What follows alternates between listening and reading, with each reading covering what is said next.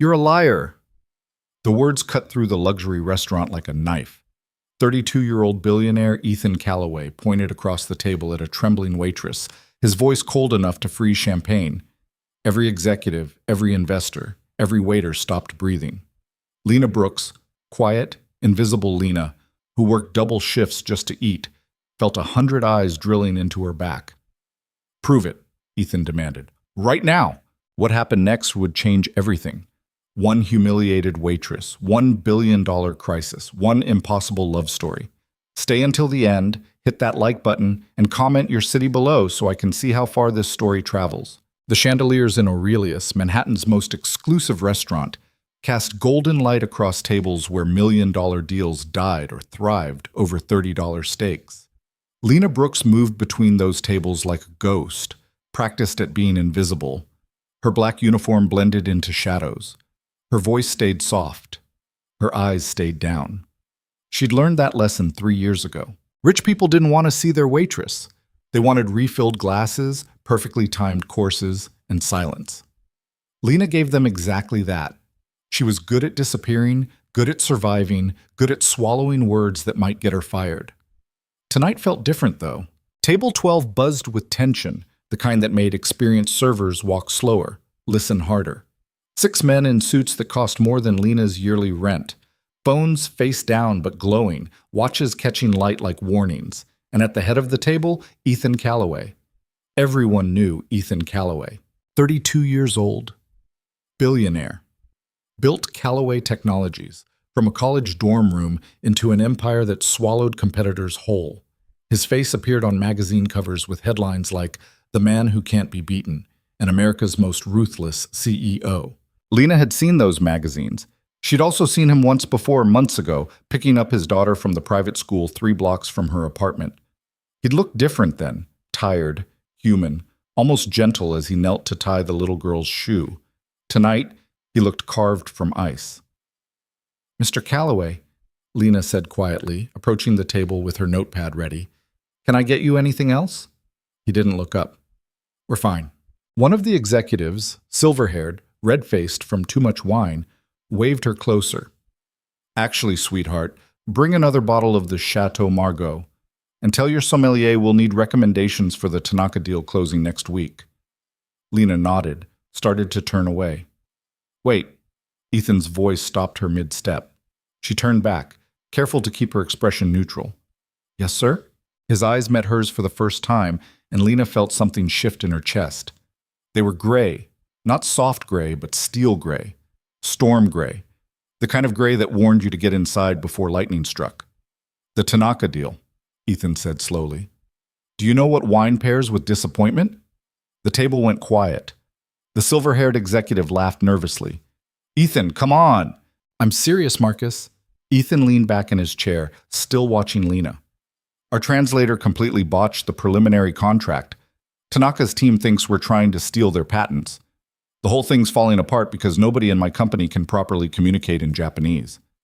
Lena's fingers tightened around her notepad. She shouldn't say anything, shouldn't get involved, should just smile, nod, fetch the wine, disappear. But her mouth moved anyway. "Gomenasai," she said quietly. "That's unfortunate." Ethan's eyes narrowed. "What did you just say?" Lena's heart hammered. "Stupid, stupid, stupid." Nothing, sir. I'll get your wine." "No." He sat forward now, interest flickering across his face like warning lights. "You just spoke Japanese. What did you say?" I'm sorry. Gomenasai means I'm sorry." "You speak Japanese?" Lena shifted her weight, suddenly aware that every man at the table was staring at her. "A little. I should really... How much is a little?" Lena swallowed. "Enough to get by." "And where," Ethan asked, his voice dropping to something dangerous, "does a waitress learn to get by in Japanese?" The words stung, sharp and deliberate. Lena felt heat crawling up her neck. "I studied languages in college before what? Dropped out?" "Ethan." Marcus touched his arm. "That's enough." But Ethan ignored him, his attention locked on Lena like a predator that had just scented blood. "What other languages do you speak?" Lena wanted to walk away. should walk away.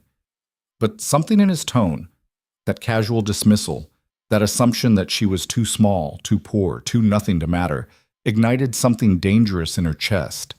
9, she said. The table erupted. 9 languages? One of the executives laughed outright. Come on, that's impossible, another said. Ethan just watched her, his expression unreadable. 9 languages? Really? Yes. Name them. Lena lifted her chin. English, Spanish, French, Italian, Portuguese, German, Mandarin Chinese, Japanese, and Arabic. Bullshit. The word came out flat, final. Ethan stood, his 6-foot frame making Lena step back instinctively. You expect me to believe you speak 9 languages? You work here. He gestured around the restaurant. No offense, but polyglots don't usually serve wine for a living. Maybe they do when they need to eat. The words escaped before Lena could stop them. The temperature at table 12 dropped 20 degrees. Marcus made a choking sound. Another executive coughed into his napkin. Ethan's jaw tightened, a muscle jumping beneath his skin. Prove it, he said. What? Prove you speak 9 languages. Ethan crossed his arms. Right now, in front of everyone. Lena's mouth went dry. Around them, other diners had started to notice. Conversations faded. Silverware stilled. Even the sommelier had stopped mid-pour, bottle frozen in his hand. She should apologize, should back down, should remember that she needed this job, needed the tips, needed to make rent next week. But she was so tired of being invisible, so tired of being dismissed, so tired of men like Ethan Calloway looking through her like she was glass. Fine, Lena said. Ethan's eyebrow lifted. Fine? Ask me something in any language you want. For a moment, she thought he might back down, might realize he was being cruel, might show a shred of the humanity she'd glimpsed that day outside the school. Instead, he pulled out his phone and handed it to Marcus. Pull up something in Mandarin, something complex. Marcus hesitated. Ethan, this is... Do it. Marcus sighed and tapped at the screen. After a moment, he held the phone toward Lena. Chinese characters glowed on the display, a news article about economic policy, dense and formal. Read it, Ethan commanded, out loud, and translate. Lena's hands trembled as she took the phone, but her voice stayed steady. She read the first paragraph in Mandarin, the tones flowing naturally, then translated it into English without missing a beat. The table was dead silent. Italian, Ethan said. Talk about wine. Since that's your job. Lena switched languages smoothly, describing the Chateau Margaux they'd ordered in flowing Italian, explaining its terroir, its vintage, its legendary status among collectors. German. Ethan's voice had changed, but Lena couldn't read his expression. Technical language. Describe how a computer processor works. She did. Perfectly. Arabic. She recited a poem her college professor had made her memorize, the words beautiful and ancient. Portuguese. French. Japanese. No, wait. Spanish. Tell me. Ethan paused, something flickering in his eyes. Tell me what you think of me. The restaurant held its breath. Lena looked at him, really looked at him, this billionaire who'd decided to humiliate her for sport, who'd challenged her in front of 100 witnesses, who'd assumed she was lying because she didn't fit his image of what intelligence looked like. When she spoke Spanish, her voice was soft but clear, and every word landed like a stone in still water. Creo que eres un hombre que construyó muros tan altos que olvidó cómo derrumbarlos. Creo que lastimas a la gente porque tienes miedo de que te lastimen primero. Y creo que algún día, cuando estés solo en esa torre que construiste, te darás cuenta de que el poder no te mantiene caliente por la noche. I think you're a man who built walls so high you forgot how to tear them down. I think you hurt people because you're afraid of being hurt first. And I think someday, when you're alone in that tower you built, you'll realize power doesn't keep you warm at night. Silence crashed over the restaurant like a wave. Ethan stared at her. Someone at the next table gasped. Marcus had gone pale. Marcus. Then Ethan laughed, a short, sharp sound without humor. Very impressive. You've memorized some phrases, learned to parrot sounds, but speaking a language and understanding it are different things. Lena felt something crack inside her chest. You don't believe me. It wasn't a question. I think, Ethan said carefully, you're very good at convincing people you're more than you are. The words hit like a slap. Lena set down his phone with exaggerated care. Her hands weren't shaking anymore. She'd moved past fear into something colder, sharper. You know what I think, Mr. Calloway? She met his eyes. I think you're so used to buying what you want that you can't recognize real value when it's standing right in front of you. I think you're terrified of anything you can't control, can't purchase, can't own. And I think the saddest part is, you'll spend your whole life surrounded by people who tell you you're brilliant, when really you're just rich. She pulled off her apron, folded it neatly, and set it on the table. I quit. Wait. Marcus stood. You don't have to. Yes, she does. Ethan's voice was ice. If she can't handle honest questions, she has no business working here anyway. Lena laughed, a sound that startled even herself. Honest? You publicly humiliated me because I made you curious, because I didn't fit into your neat little box of what a waitress should be. That's not honesty, Mr. Calloway. That's cruelty, dressed up as curiosity. She turned to leave, but Ethan's next words stopped her cold. You're right. I am cruel. But at least I'm honest about what I am. Can you say the same? Lena looked back at him over her shoulder. I know exactly what I am. I'm someone who won't waste another second proving herself to a man who's already decided she's worthless. She walked out of Aurelius with her head high and tears burning behind her eyes. Dig. Outside, the November air bit through her thin shirt. Lena made it half a block before she had to stop, pressing her back against a building, finally letting herself shake. She'd just quit her job. The job that paid her rent. The job that fed her. The job she'd held on to through 3 years of condescending customers and aching feet and smiling until her face hurt. All because Ethan Calloway had looked at her like she was nothing. Lena pulled out her phone with trembling fingers. 3 texts from her roommate asking when she'd be home. 1 from her mother asking for money again. And $17 in her checking account. Brilliant, she whispered to the empty street. Really brilliant, Lena. Her phone buzzed. Unknown number. Against her better judgment, she answered. Hello? Ms. Brooks? She didn't recognize the voice, male, professional, careful. Who's asking? My name is David Chen. I'm Mr. Calloway's personal attorney. I'm calling because there's been an incident. We need your linguistic expertise immediately. Lena almost hung up. Tell Mr. Calloway he can. It's not for him. It's for his daughter. That stopped her. What happened to his daughter? There was a miscommunication at her school. The new Mandarin teacher accused her of cheating because Amelia's accent is apparently too advanced for her age. The school's translator is out sick, and the situation is escalating. Amelia's very upset. Lena closed her eyes. Mr. Calloway has unlimited resources. He doesn't need me. Actually, David said quietly, he specifically requested you. Please, Ms. Brooks. Amelia's 6 years old and she's crying in the principal's office because she thinks she's in trouble. Whatever happened at dinner tonight, she didn't deserve to be caught in the middle of it.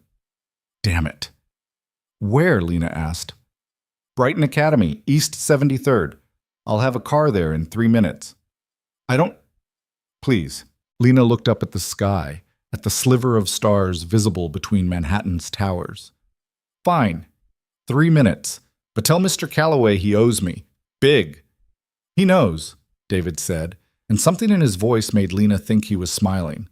Believe me, Miss Brooks, he knows.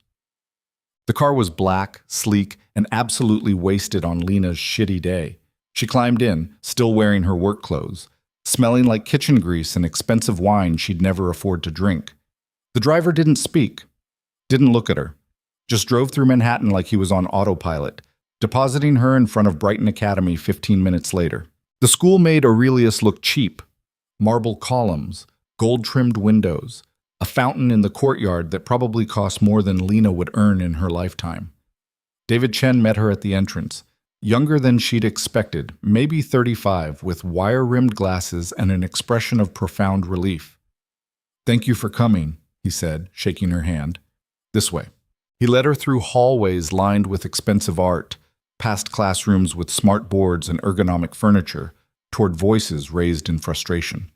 Completely unacceptable. If you cannot control your student, my daughter is not the problem here. Ethan. Lena's stomach clenched, but she kept walking. David pushed open the principal's office door, and 6 pairs of eyes swiveled toward her. Ethan stood near the window, his back rigid, his hands clenched. The principal, a thin woman in pearls, sat behind an enormous desk. A Chinese woman in her 50s stood beside her, arms crossed. And in a chair that was too big for her, drowning in a school uniform, sat a little girl with Ethan's eyes and tears on her cheeks. "Who is this?" the principal demanded. "Our translator," Ethan said, his voice flat. He didn't look at Lena. "Ms. Brooks, this is Mrs. Wang, Amelia's new Mandarin instructor. She's accused my daughter of cheating." The Chinese teacher's expression hardened. The child's accent is too perfect, too native. She must have had help on the assignment. "She didn't," Ethan said through gritted teeth. "Her mother was Chinese. She spoke to Amelia in Mandarin from birth." "I explained this," Mrs. Wang snapped in Mandarin. "No 6-year-old has that level of fluency without current daily practice from a native speaker." Lena stepped forward, switching to Mandarin. "May I speak with Amelia in private?" Mrs. Wang blinked, surprised. Her tone shifted, became less defensive. "You speak Mandarin?" "I do, and I'd like to hear Amelia's side before we make any accusations." The principal started to protest, but Ethan cut her off. "Let her talk to Amelia." Lena knelt beside the little girl's chair, bringing herself to eye level. Up close, Amelia was beautiful. Dark curls, gray eyes, wearing her fear like a too heavy coat. "Hi, Amelia," Lena said softly in Mandarin.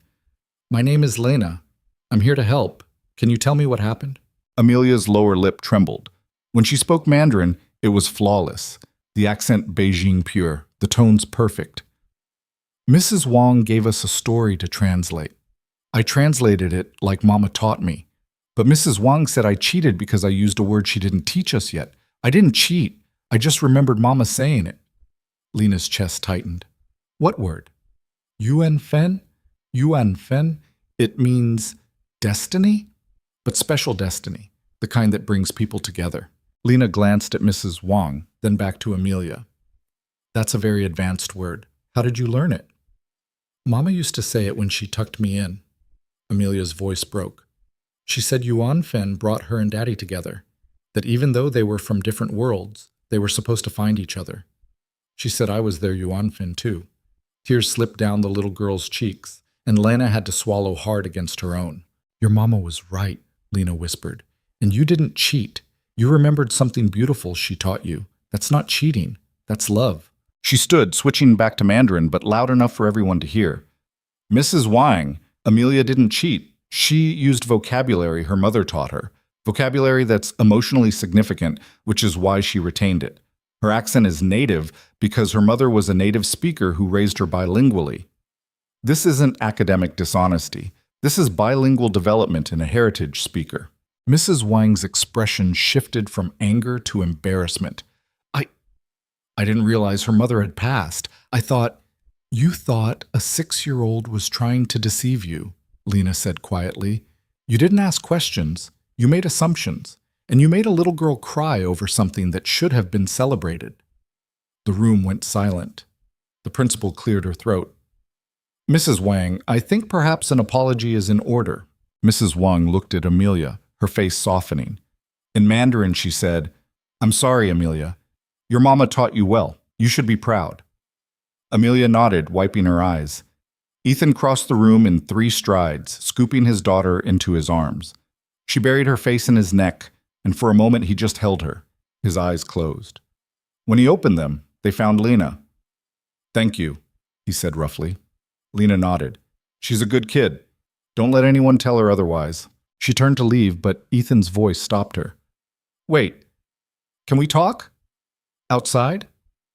I don't think... Please." There was something in that single word that made Lena pause. Not command, not expectation, just request, raw and human. 5 minutes, she said. Besides. They stood in the courtyard while David took Amelia to get ice cream from the cafeteria. The fountain burbled between them, filling the silence. "You were right," Ethan said finally. "At the restaurant, Everything you said. I was cruel. Lena crossed her arms. I know. I'm not good at... He stopped, started again. People assume things about me. They think because I'm successful, I'm happy. Because I'm rich, I'm satisfied. They want something from me. Money, connections, access.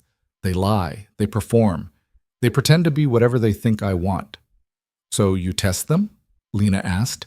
Humiliate them publicly to see if they're real? Ethan's jaw tightened. I don't trust easily. That's not an excuse. I know. It's an explanation. He met her eyes. When you said you spoke 9 languages, I didn't believe you because it seemed impossible. Too convenient. Like you'd overheard our conversation and invented a skill set to make yourself valuable. Because waitresses can't possibly be educated? Because in my experience, people who are genuinely talented don't hide at waiting tables. Lena laughed bitterly. You want to know why I'm a waitress, Mr. Calloway? I graduated magna cum laude in linguistics from Columbia. I had a job offer at the UN, and then my father got sick. Cancer. I spent 2 years taking care of him, watching him die slowly while medical bills ate everything we had. By the time he passed, my job offer was gone. My savings were gone. My apartment was gone. I took what I could get, and what I could get was Aurelius. So forgive me if I don't advertise my degrees while serving you wine. But Ethan looked like she'd punched him. I didn't know. You didn't ask. Lena turned away. You saw what you wanted to see, just like everyone else. You're right, and I'm sorry. The apology sat between them, small and insufficient. Is that why you called me here? Lena asked. To apologize? Partially. Ethan stepped closer, his voice dropping. But mostly because I need your help. With Amelia? With everything. He pulled out his phone, pulled up an email, handed it to her. This is from Tanaka Industries. They're threatening to pull out of our deal entirely unless we can clarify some contract language. My entire legal team has been working on it for 6 hours and getting nowhere. The deadline is tomorrow morning Tokyo time. Lena skimmed the email. Her stomach dropped. This isn't a translation problem. What do you mean? I mean, whoever drafted this contract in Japanese deliberately used ambiguous phrasing. Look, right here. This clause about intellectual property transfer. In English, it seems like you're licensing your technology. But in Japanese, the verb conjugation implies permanent transfer of ownership. They're trying to steal your patents. Ethan went very still. Are you certain? Completely. And here, this section about dispute resolution. The English says arbitration. The Japanese says Tanaka has final decision-making authority. You wouldn't just lose the deal, Mr. Calloway. You'd lose your company. Jesus. Ethan ran a hand through his hair. How did we miss this? Because you hired translators, not linguists. Translation is about words. Linguistics is about meaning, context, cultural implication. The person who wrote this knew exactly what they were doing. Can you fix it? Lena looked at him. At this man who'd humiliated her hours ago, who'd apologized but couldn't undo the damage, who was now asking her to save his billion-dollar empire. Why should I? She asked quietly. Because you're brilliant, Ethan said. Because you deserve better than serving wine to people who don't see you. Because I'm offering you a job. A job? Head of Linguistics Services at Callaway Technologies. You'd oversee all international communications, contracts, negotiations, full benefits. Salary starting at $200,000. Lena's breath caught. 200 plus performance bonuses, plus stock options, plus an office with a view and a team of researchers and every resource you need. Ethan's eyes were intense, focused. I'm not asking because I feel guilty, Ms. Brooks. I'm asking because I need the best and you're the best. What happened tonight, both times, proved that. You tested me, Lena said. Again, no. Amelia's situation was real, but yes, I saw an opportunity to see how you handled pressure, conflict, emotional stakes. And you were perfect. I don't like being manipulated. I know, but I'm not asking you to like me. I'm asking if you want to use your actual skills instead of hiding them, if you want financial security, if you want to matter. The words landed like arrows, each one finding its mark. Lena thought about her apartment, the roaches, the broken heat, the landlord who leered when she paid rent late. She thought about her mother's texts, always asking for money Lena didn't have. She thought about Colombia, about the UN, about every dream she'd buried under survival. "I have conditions," she said. Ethan's expression shifted. Surprise, respect. "Name them." 1. I report directly to you. No middle managers who will dismiss me because I don't look like their idea of an expert. Done. 2. I want full autonomy over my department. You hired me for my expertise, which means trusting my judgment. Agreed. 3. Lena stepped closer, holding his gaze. You never, ever test me like that again. If you have a question, ask it. If you doubt me, say so. But don't humiliate me to prove a point. Are we clear? Ethan held out his hand. Crystal. Lena stared at his hand for a long moment. This was insane. She'd met this man 4 hours ago, and he'd made her cry. Now he was offering her a job that could change her life. But what choice did she have? Go back to Aurelius? Beg for her apron back? Serve wine until her feet gave out and her dreams turned to dust? She shook his hand. His grip was firm, warm. When do I start? She asked. Right now. Ethan smiled, a real smile that transformed his face entirely. We have a contract to rewrite, and Tokyo wakes up in 7 hours. David's bringing Amelia back. We'll drop her with my sister, then head to the office. Tonight? Unless you have somewhere better to be? Lena thought of her empty apartment, her $17 bank account, her life that fit in 3 suitcases. Lead the way, Mr. Calloway. Ethan, he corrected. If we're working together, call me Ethan. Us. Calloway Technologies occupied 40 floors of a glass tower that scraped the sky. Lena had passed it 100 times, never imagining she'd be inside. The lobby was marble and chrome, security tight, but Ethan bypassed everything with a nod, leading her to a private elevator that required his fingerprint. Top floor, he said. Conference room has everything we need. The elevator rose so fast Lena's ears popped. When the doors opened, she stepped into luxury, floor-to-ceiling windows overlooking Manhattan, modern art on the walls, furniture that whispered money. This way. The conference room was bigger than her apartment. One wall was entirely glass. A table that could seat 30 dominated the center. Computers, monitors, tablets, technology everywhere. I'll have David send up the contract files, Ethan said, shrugging off his jacket. Coffee? Food? We're going to be here a while. Coffee. Black. He smiled. Efficient. I like it. While he ordered from an assistant Lena hadn't even seen, she moved to the window. Manhattan glittered below, alive and indifferent. Somewhere down there was Aurelius, was her apartment, was the life she'd been living. Up here felt like another planet. Lena. She turned. Ethan had loosened his tie, rolled up his sleeves. He looked younger, more human. Before we start, I need to know something. What?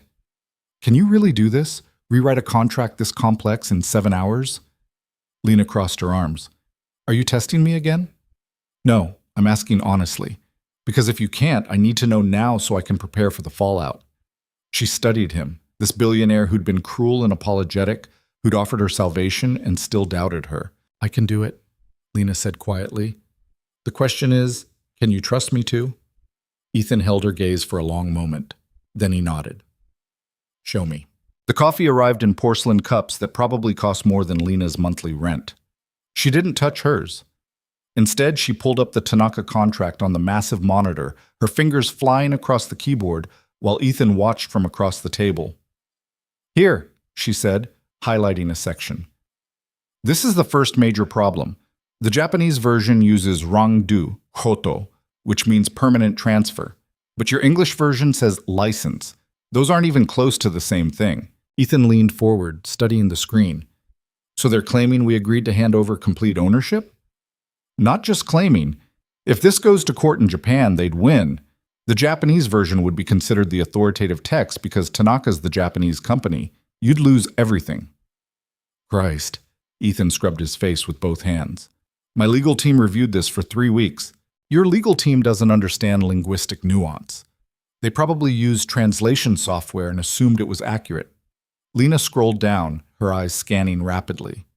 There's more. See this section about payment terms? The English says net 60.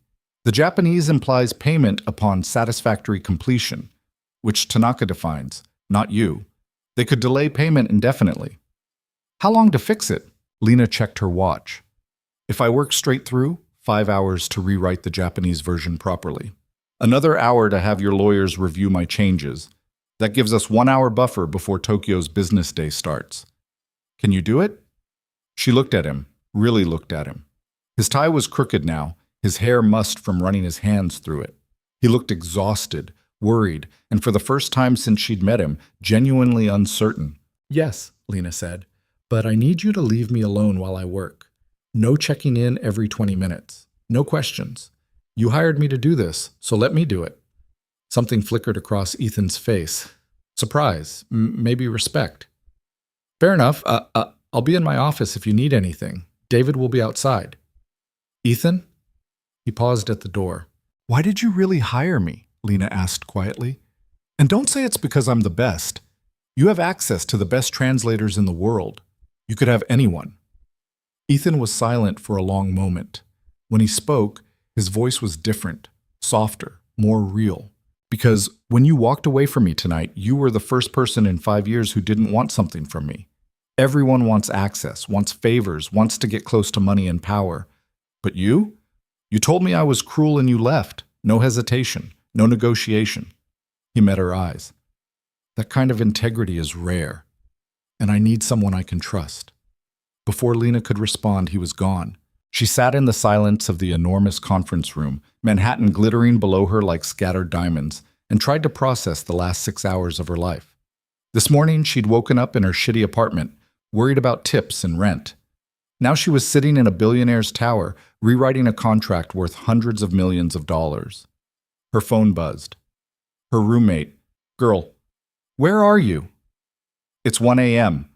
Lena typed back, "Long story, don't wait up." She set the phone aside, cracked her knuckles, and got to work. The contract was a nightmare, deliberately so. Whoever had drafted it knew exactly what they were doing, burying landmines in conjugation choices, in particles that shifted meaning, in cultural implications that wouldn't translate directly. It was beautiful in its cruelty, elegant in its deception. Lena started dismantling it piece by piece. She rewrote clauses, adjusted verb forms, clarified ambiguities. Her Columbia training kicked in. Not just translation, but cross-cultural communication theory, pragmatics, semantic precision. She built in safeguards, closed loopholes, turned Tanaka's traps into solid protections for Callaway Technologies. Around 3 a.m, David appeared with fresh coffee and a sandwich Lena didn't remember requesting. "Mr. Callaway thought you might be hungry," he said, setting down the plate. Lena glanced at it. Turkey, avocado, expensive bread. Her stomach growled traitorously. "Thank you. How's it going?" "Almost done. Another hour, maybe 90 minutes. David nodded, started to leave, then paused. "Ms. Brooks? For what it's worth, I've worked for Ethan for 7 years. I've never seen him apologize to anyone. What he did tonight, admitting he was wrong, that's significant. He humiliated me in front of 100 people. I know. And that was inexcusable." David's expression was serious. But Ethan's been different since his wife died. Harder, more suspicious. He builds walls because letting people close means risking the kind of pain that nearly destroyed him the first time. I'm not excusing his behavior. I'm just saying, maybe give him a chance to prove he meant that apology. Lena didn't respond. David took the hint and left. She ate the sandwich mechanically, not tasting it, her eyes never leaving the screen. By 4:30, she'd finished the rewrite. By 5, she'd triple-checked every character, every particle, every nuance. It was perfect. She saved the file, sent it to Ethan's email, and slumped back in her chair. Her eyes burned. Her back ached. Her brain felt like someone had taken a blender to it, but she'd done it. The door opened. Ethan stood there, phone in hand, looking at her email. "You finished? Read it yourself." He crossed to the monitor, scrolling through her changes. Lena watched his face, watched his eyes narrow, his jaw tighten, his expression shift from tired to alert to something close to awe. "This is incredible," he said finally.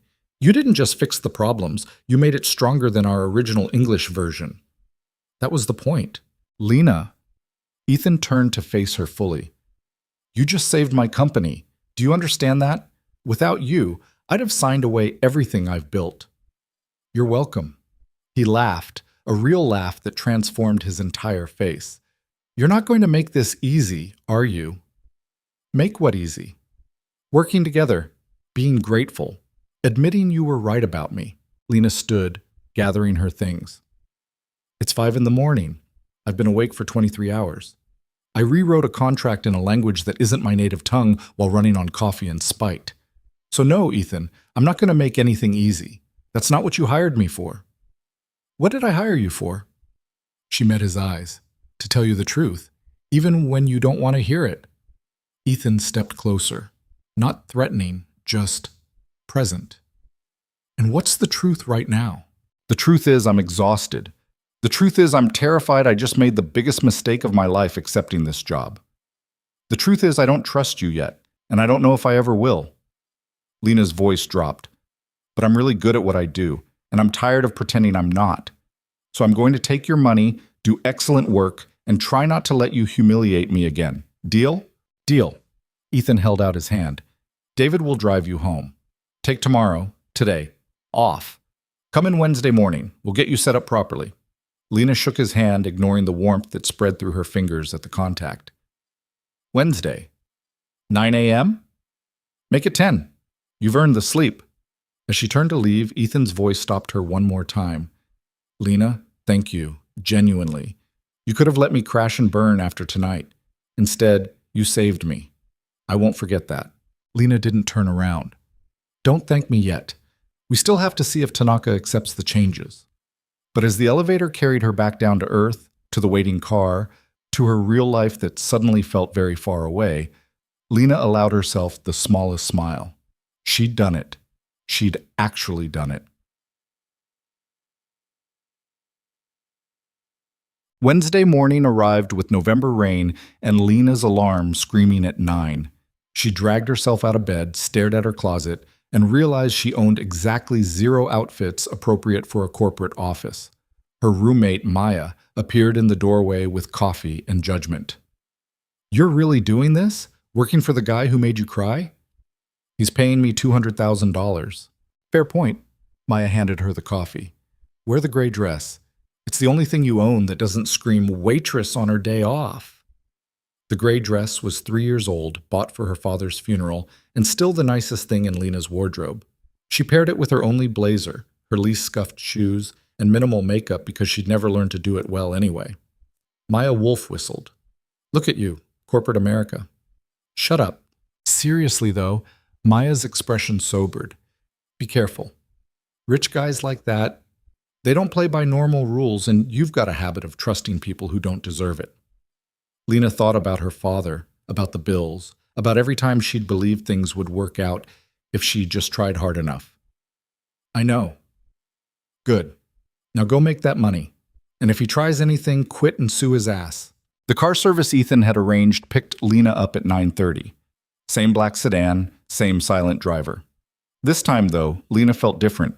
Not invisible, not small. Scared, yes, but also awake. Callaway Technologies looked different in daylight. Less intimidating, more like what it was. Just a building. Just glass and steel and people trying to make a living, same as anywhere else. David met her in the lobby with a visitor badge and a smile. Welcome to your first official day. How are you feeling? Terrified. Honest. Good. He led her to the elevator. Ethan's in back-to-back meetings until noon, but he wanted me to get you settled. Your office is ready. My office? 37th floor, north-facing. You said you wanted a view. The elevator rose, and Lena's stomach dropped in inverse proportion.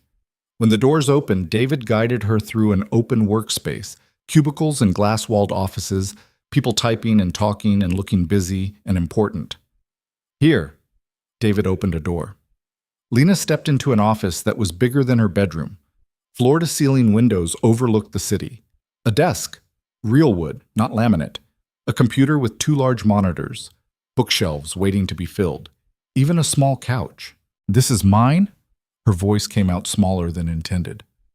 All yours. I'll have IT come set up your credentials. HR needs you to sign some paperwork, and Ethan wants to see you at noon to discuss department structure. David handed her a folder. Your offer letter, benefits information, stock options documentation. Look it over. Let me know if you have questions. After he left, Lena sank into her desk chair, leather, ergonomic, expensive, and just breathed. This was real. This was happening. She opened the offer letter with shaking hands. $200,000 base salary. Full health, dental, vision, 4 weeks vacation. Stock options that, if the company continued growing, could be worth millions. At the bottom, a handwritten note. Welcome to the team. Prove me right. Elena traced the signature with one finger, trying to reconcile this opportunity with the man who'd humiliated her 72 hours ago. Her new computer chimed. Email from Ethan. Tanaka accepted all changes. Deal closes Friday. You made this happen. Before she could respond, her office door opened. A woman in her 50s, elegantly dressed, walked in carrying a tablet. Ms. Brooks, I'm Margaret Chen, head of HR. Welcome aboard. She extended her hand. I have your paperwork here. Should take about 30 minutes to get through everything. The next hour passed in a blur of forms and signatures and information Lena struggled to process. Direct deposit, emergency contacts, beneficiary designations, the casual bureaucracy of a life she'd never imagined having. One more thing, Margaret said. Mr. Calloway requested we provide you with a corporate wardrobe allowance. $5,000 to start, refreshed quarterly. Given the nature of your role, international meetings, high-level negotiations, you'll need appropriate attire. Our preferred vendors are listed here. She handed Lena another folder. Lena stared at it. $5,000 for clothes? It's standard for executive positions. Margaret's expression softened. Ms. Brooks, you're not a waitress anymore. You represent this company now. Mr. Calloway wants to ensure you have everything you need to succeed. After Margaret left, Lena sat in silence, looking at the folder, the offer letter, the view of Manhattan stretching endlessly before her. She'd escaped. Actually, truly escaped. The relief hit so hard she had to put her head down on the desk and just breathe through it. At noon, David appeared again. Ethan's ready for you. Conference room B, 39th floor. Lena followed him up 2 floors to a smaller conference room, still luxurious but more intimate. Ethan stood by the window, phone to his ear, speaking rapid Japanese. He saw her, held up one finger, finished his conversation. Sorry, Tokyo had questions about Clause 17. And? I told them your interpretation was final. He smiled. They backed down immediately. Apparently word's already spreading that Calloway Tech has a linguistic genius on staff. I've been here 3 hours. You saved a $400 million deal. News travels fast. Ethan gestured to the table. Sit. Let's talk about your department. Lena sat. Ethan remained standing, pacing as he talked. Clearly someone who thought better in motion. Right now we handle translation through freelancers and agencies. It's inefficient, inconsistent, and as we saw with Tanaka, dangerous. I want you to build an in-house team, hire specialists in our key markets, Chinese, Japanese, German, Spanish, Arabic. Develop protocols for contract review, interpretation services, cultural consulting. That's a massive undertaking. I know. That's why I'm giving you carte blanche. Hire who you need, build what you need. I trust your judgment. He finally sat down across from her. But I need you operational within 6 months. We're expanding into Southeast Asia next year, India the year after. Without proper linguistic infrastructure, we'll fail. With it, we'll dominate. Lena's mind raced. I'll need dedicated space, equipment, access to subject matter experts for technical terminology. And I'll need authority to reject contracts if the language isn't sound, even if it delays deals. Done, and done. Ethan leaned forward. Lena, I'm not hiring you to rubber stamp what I want to hear. I'm hiring you to protect this company from linguistic mistakes that could destroy us. If you say a contract is bad, it's bad. Your word is final. You're giving me an enormous amount of power. You earned it. Monday night, in 7 hours, you did what my entire legal team couldn't do in 3 weeks. That's not luck. That's mastery. His gray eyes held hers. I don't make mistakes when it comes to talent, and you're the most talented person I've met in a very long time. Heat crept up Lena's neck. I'm just doing my job. No, you're revolutionizing how this company operates. There's a difference. Before Lena could respond, the door burst open. A man in an expensive suit, tall, dark-haired, maybe 40, strode in without knocking. Ethan, we need to talk about the Jakarta proposal. Legal's saying... He stopped, seeing Lena. Who's this? Ethan's expression cooled noticeably. Lena Brooks, meet Richard Morrison, our COO. Richard, Lena's our new head of linguistic services. Richard's eyes raked over Lena in a way that made her skin crawl. Linguistic services? Since when do we have a linguistic services department? Since Monday. Lena saved the Tanaka deal. The waitress? Richard laughed, sharp, dismissive. Ethan, are you serious? You hired a waitress to run a corporate department? Lena stood slowly, meeting Richard's eyes. Former waitress, current Columbia graduate with a master's in applied linguistics, and the person who prevented your company from accidentally signing over its patents to a foreign competitor. Any other questions? Richard's smile didn't reach his eyes. Defensive. I like it. But sweetheart, corporate America isn't a restaurant. It takes more than memorizing a few phrases to survive here. Richard. Ethan's voice dropped to a register Lena had never heard. Cold, dangerous. You will address Ms. Brooks with respect, or you can clean out your desk. Are we clear?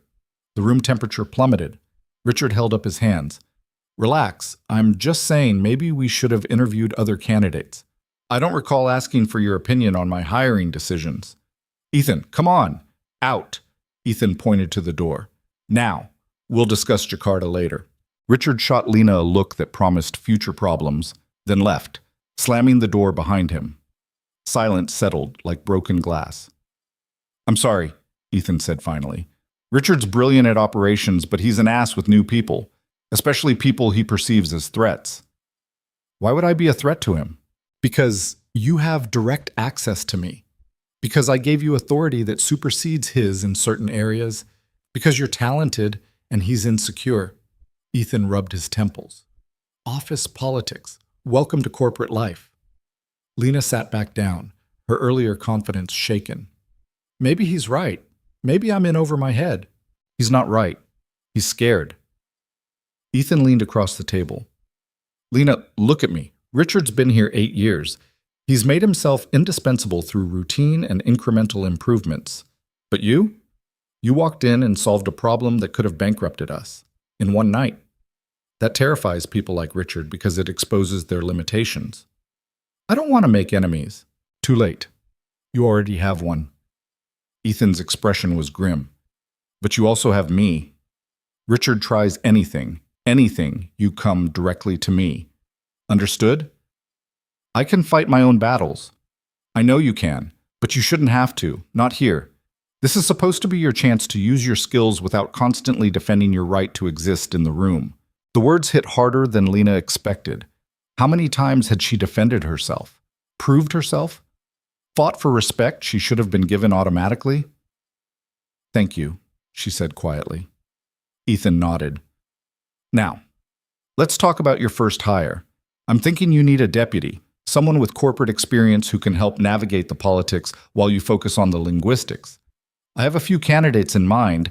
Actually, Lena interrupted, I already know who I want. Already? You've been here 3 hours. Her name's Dr. Sarah Kim. She was my thesis advisor at Columbia.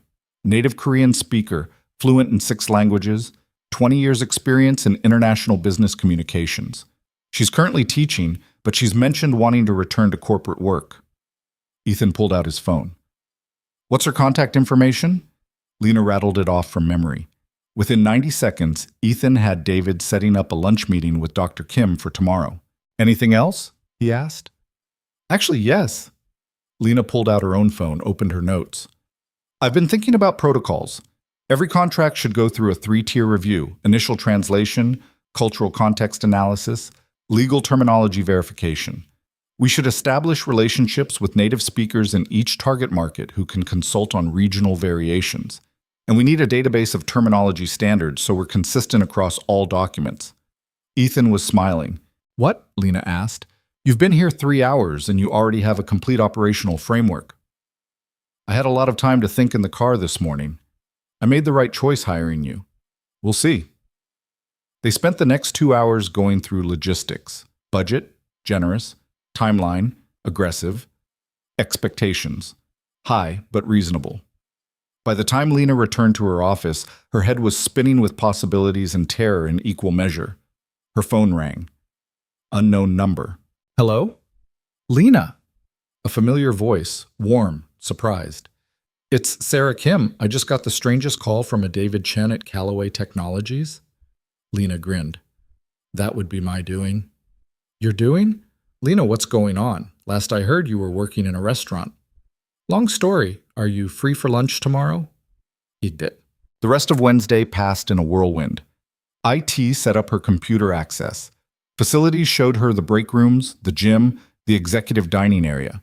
David walked her through the building's security protocols and introduced her to what felt like 100 people whose names Lena would never remember. By 6 p.m., she was exhausted. She was packing up to leave when Ethan appeared in her doorway, jacket off, tie loosened, looking as tired as she felt. Heading out? He asked. Yeah, my brain stopped working an hour ago. I know the feeling. He hesitated, then, there's something you should know. Richard sent a memo to the executive team questioning your qualifications. I shut it down, but he's going to be a problem. Lena's stomach sank. What did the memo say? That you're inexperienced, unproven, and I hired you on impulse without proper vetting. Ethan's jaw tightened. I responded with the Tanaka contract breakdown and your proposed department structure. That shut most people up. But Richard's got allies. Should I be worried? Yes, but not scared. There's a difference. Ethan stepped into her office. Lena, corporate environments can be vicious. People will underestimate you because you're young, because you're a woman, because you came from outside the industry. They'll wait for you to fail and celebrate when you stumble. That's reality. Inspiring pep talk. He smiled. I'm not done. They'll underestimate you, which means you'll have the advantage. They'll expect you to be intimidated, to defer to people with more experience, to play it safe. Don't. Be exactly who you were Monday night. Brilliant, fearless, unwilling to back down. That's why I hired you. I was terrified Monday night. I know, but you did it anyway. That's courage. Lena looked at him.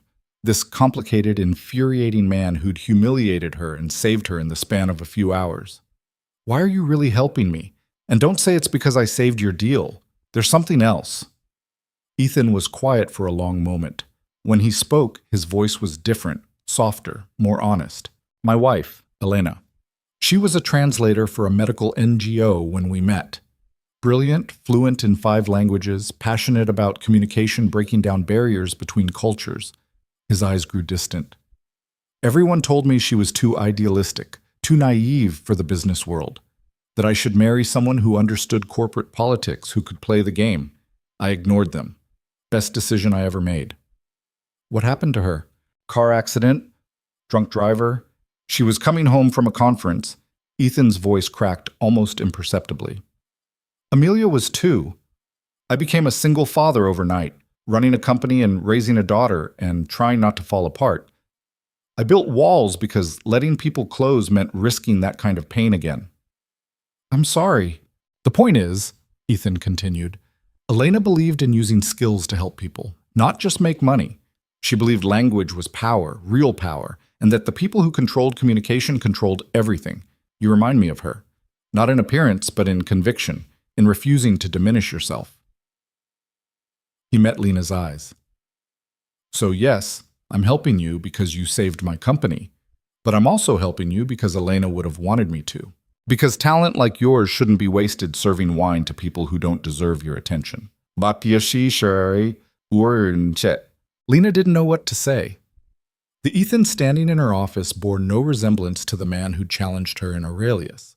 This one was raw, grieving, trying. Thank you for telling me that, she said finally. Ethan nodded, cleared his throat, rebuilt his walls in real time.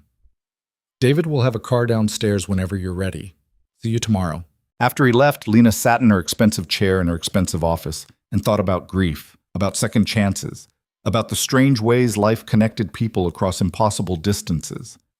Then she went home to her crappy apartment and tried to explain to Maya why everything had changed. Thursday's lunch with Dr. Kim happened at a restaurant Lena could never have afforded on her own. Sarah arrived looking elegant and academic, glasses, blazer, hair in a neat bun, and utterly confused. "Start talking," Sarah said the moment they sat down. "Because this better be good." Lena told her everything. Aurelius, the confrontation, Amelia's school, the Tanaka contract, the job offer. Sarah listened without interrupting, her expression cycling through disbelief, concern, and something that might have been pride. "So you're running an entire department," Sarah said when Lena finished, "at one of the biggest tech companies in America, with zero corporate experience." When you say it like that, it sounds insane. It is insane. It's also brilliant. Sarah leaned forward. "Lena, do you understand what you've accomplished? You went from waitressing to corporate executive in 72 hours. That's not luck. That's you being extraordinary and finally getting recognized for it. I'm terrified I'll fail." "Good. Fear keeps you sharp." Sarah smiled. "So, you want me as your deputy? Or I need you. You know the corporate world. You know how to navigate politics, manage teams, deal with egos. I can handle the linguistics. But the rest?" Lena shook her head. "I'm drowning. What's the offer?" "I don't know yet, but I'll make sure it's worth your while. Salary, benefits, authority to build the department however we think is best. Ethan's giving us carte blanche." Sarah studied her.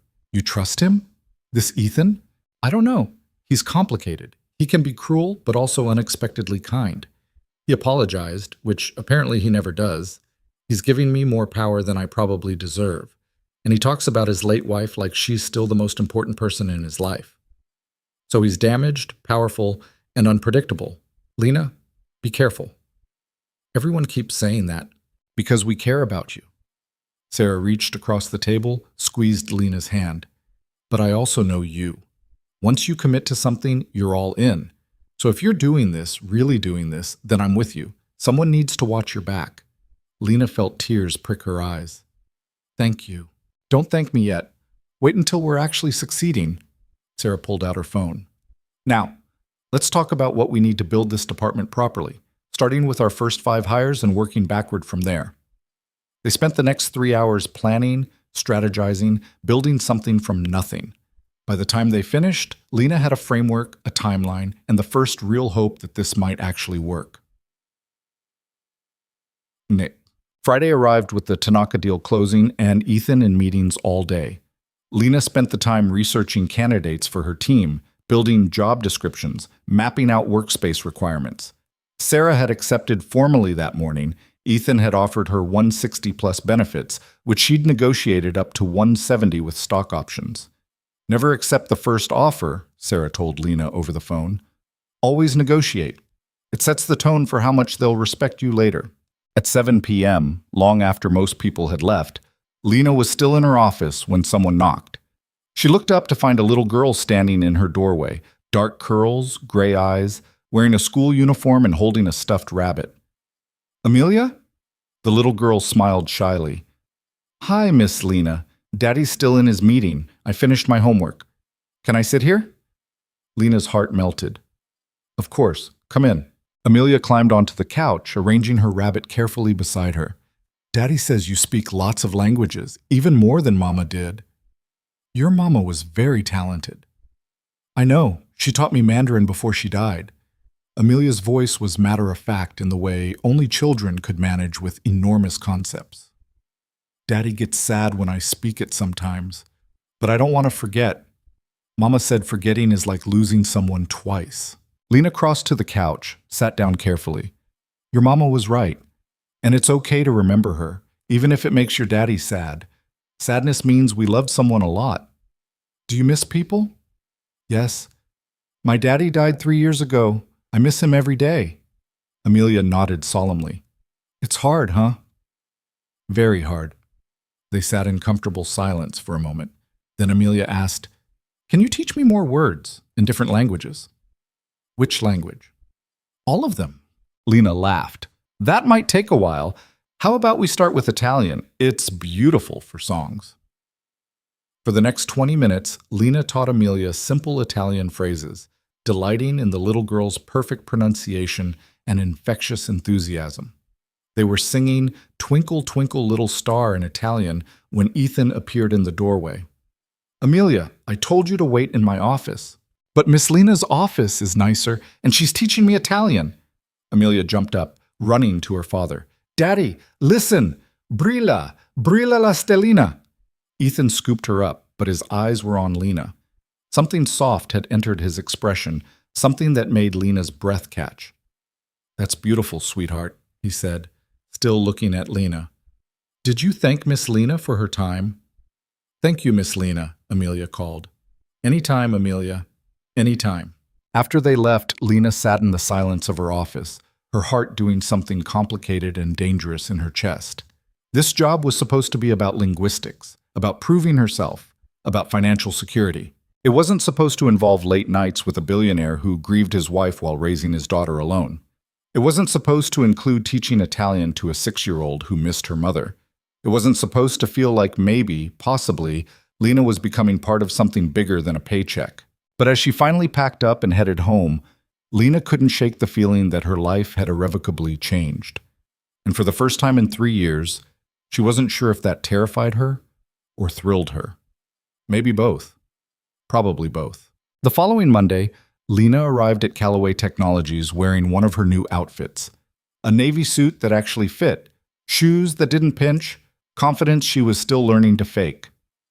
Sarah met her in the lobby, looking equally professional and far more comfortable. Ready? Sarah asked. Not even a little bit. Perfect. That's when you do your best work. They rode the elevator to the 37th floor, where David had arranged a conference room for what he called department launch planning.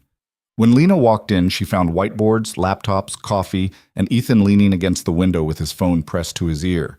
He saw them, wrapped up his call quickly. Lena, Dr. Kim. Good.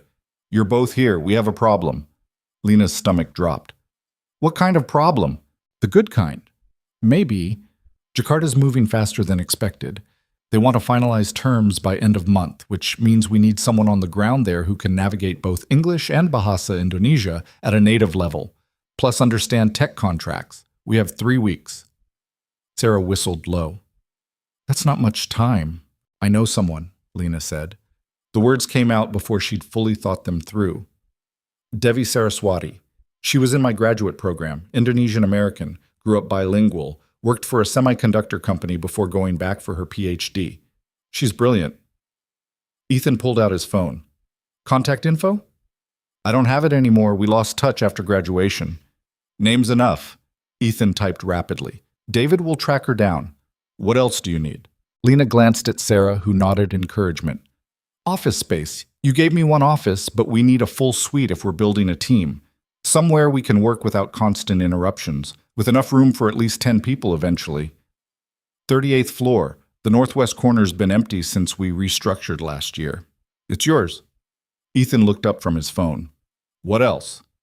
Budget clarity, Sarah said. We can't hire aggressively without knowing our limits. $2 million for first-year operations. Salaries, equipment, travel, everything. If you need more, we'll revisit quarterly. Lena felt lightheaded. $2 million. She'd once worked 3 jobs just to make $30,000. And one more thing, Ethan added. I need you both at dinner Thursday night. Client entertainment. German tech firm considering a partnership. Their CEO speaks minimal English and my German's terrible. I need you to make sure nothing gets lost in translation. Client dinner? Lena asked. Formal. Expensive restaurant. Lots of schmoozing. Ethan's expression was unreadable. Think you can handle it? The challenge in his voice was subtle but unmistakable. Lena lifted her chin. I've worked in expensive restaurants, remember? I know which fork to use. Good. Because Klaus Schneider eats incompetence for breakfast, and he's been known to walk out of negotiations if he feels disrespected. We need this deal. Ethan checked his watch. I have a board meeting in 10 minutes. David will send details about Thursday. Make me look good. After he left, Sarah turned to Lena with raised eyebrows. Client dinner on your second week? He's throwing you in the deep end. Or testing me again. Maybe both. Sarah opened her laptop. Either way, we better make sure your German's sharp. When's the last time you used it professionally? College. Mostly academic contexts. Then we have work to do. Business German's different, more formal, lots of industry-specific terminology. We've got 3 days to get you ready. They spent the rest of Monday afternoon drilling vocabulary, practicing common business phrases, reviewing cultural protocols for German business etiquette. By the time Lena left that evening, her brain ached and she'd filled an entire notebook with notes. The next 3 days blurred together, mornings reviewing candidates for the Jakarta position and other openings, afternoons with Sarah running language drills, evenings researching Klaus Schneider's company, their technology, what they might want from Callaway Technologies. Lena barely saw Ethan except in passing, a brief nod in the hallway, a quick email about Thursday's logistics. He seemed to be avoiding her, which Lena told herself was fine. Professional distance. That's what they needed. But then Wednesday evening, working late again because she couldn't seem to leave before 8 anymore, Lena heard small footsteps in the corridor outside her office. "Miss Lena?" Amelia appeared, rabbit tucked under one arm. "Can we do more Italian?" Lena smiled despite her exhaustion. "Where's your dad?" "Still meeting. Always meeting." Amelia climbed onto the couch with the ease of familiarity. "Mrs. Chen says I should read quietly, but reading's boring. Italian's fun. Does Mrs. Chen know you're here?" "I told her I was going to the bathroom." "Amelia, please, just 10 minutes, then I'll go back." Lena should have said no. Should have walked Amelia back to Ethan's office, maintained proper boundaries. Instead, she found herself sitting beside the little girl, teaching her to count to 20 in Italian, laughing when Amelia insisted her rabbit needed to learn too. They were practicing colors when Ethan's voice cut through their laughter. "Amelia Marie Callaway." Amelia froze. Lena looked up to find Ethan in the doorway, his expression unreadable. "I told you to stay with Mrs. Chen," he said quietly. "But Daddy, Miss Lena was teaching me—" "Now, Amelia." The little girl's face crumpled. She grabbed her rabbit and ran past her father without looking back. Ethan watched her go, something painful flickering across his face before he turned that same expression on Lena. "I appreciate that you're kind to my daughter," he said, "but she can't keep interrupting your work. You have responsibilities." Lena stood slowly. "She wasn't interrupting. I offered." "You shouldn't have. Amelia gets attached easily, and when people leave—" He stopped himself. "Just, please, keep it professional." The words stung more than they should have. Professional, right. Got it. "Lena, no, you're absolutely right. I overstepped. Won't happen again." She started gathering her things with sharp, angry movements. "Is there anything else, Mr. Callaway?" Ethan flinched at the formality. "I didn't mean— Thursday night, dinner with Schneider. What time should I be ready?" 6:30. Car will pick you up." "Fine. I'll see you then." She brushed past him, heading for the elevator, refusing to look back even when she heard him call her name. The ride down felt endless, her throat tight with anger and hurt she had no right to feel. When she got home, Maya took one look at her face and poured wine without asking. "What happened?" "I'm an idiot," Lena said. "I forgot this is just a job. That Ethan's my boss, not my friend. That I'm there to translate contracts, not teach his daughter Italian." "Did he say something?" "He reminded me to keep it professional, which is completely reasonable and exactly what I should be doing." Lena drained half her glass. "So why do I feel like I got slapped?" Maya settled beside her on their ratty couch. "Because you like him." "I don't like him. He's complicated and bossy and you like him. You like his daughter. You like feeling needed for something other than your brain." Maya's voice was gentle. "Lena, there's nothing wrong with that. But maybe he's right to pump the brakes. You've known this guy for 2 weeks. You're still figuring out if you can trust him. Getting emotionally involved right now might not be the smartest move." Lena knew Maya was right. Didn't make it hurt less. Thursday arrived cold and gray, matching Lena's mood. She spent the day avoiding Ethan's floor, working from the soon-to-be department space on 38, which was currently just empty offices and potential. At 5, Sarah knocked on her door. "Ready for tonight?" "As I'll ever be." "You'll be great. Your German's solid, you know the company inside and out, and you've worked in high-end restaurants before. You've got this." "What if I don't?" "Then you fake it until you do. That's literally everyone's strategy in corporate America." Sarah squeezed her shoulder. Go home. Put on something that makes you feel powerful. Channel every fancy customer who ever condescended to you and become her. You belong in that room now. The dress Lena chose was new, black, simple, elegant. The kind of thing that cost more than her monthly rent used to. She styled her hair carefully, applied makeup with more precision than usual, looked at herself in the mirror, and barely recognized the woman staring back. The car arrived exactly at 6:30. Same driver, same silent efficiency. But this time, when Lena arrived at the restaurant, a different one, even more exclusive than Aurelius, Ethan was waiting outside. He wore a charcoal suit that probably cost thousands, his hair styled back, looking every inch the billionaire CEO. When he saw Lena, something shifted in his expression. "You look—" He stopped himself. "Professional. Good." "Thank you." Lena's voice was cool. "Should we go in?" "Wait." Ethan touched her elbow lightly. "About yesterday. I was harsh. Amelia does get attached easily, and I worry about her getting hurt. But I shouldn't have taken that out on you. You've been nothing but kind to her. You were right to set boundaries. Maybe. But I could have done it better. Without making you feel like you'd done something wrong." His gray eyes searched hers. "We good?" Lena wanted to stay angry, wanted to maintain the professional distance he'd insisted on. But she could see the genuine apology in his face, the uncertainty. "We're good," she said finally. Ethan's shoulders relaxed minutely. "Okay, good. Because I need you sharp in there. Klaus is—" He trailed off as a limousine pulled up and three people emerged. The first was a man in his 60s, tall, severe-looking, with steel-gray hair and the bearing of someone who'd never been told no. Behind him, a younger woman carrying a tablet and wearing an expression of permanent alertness.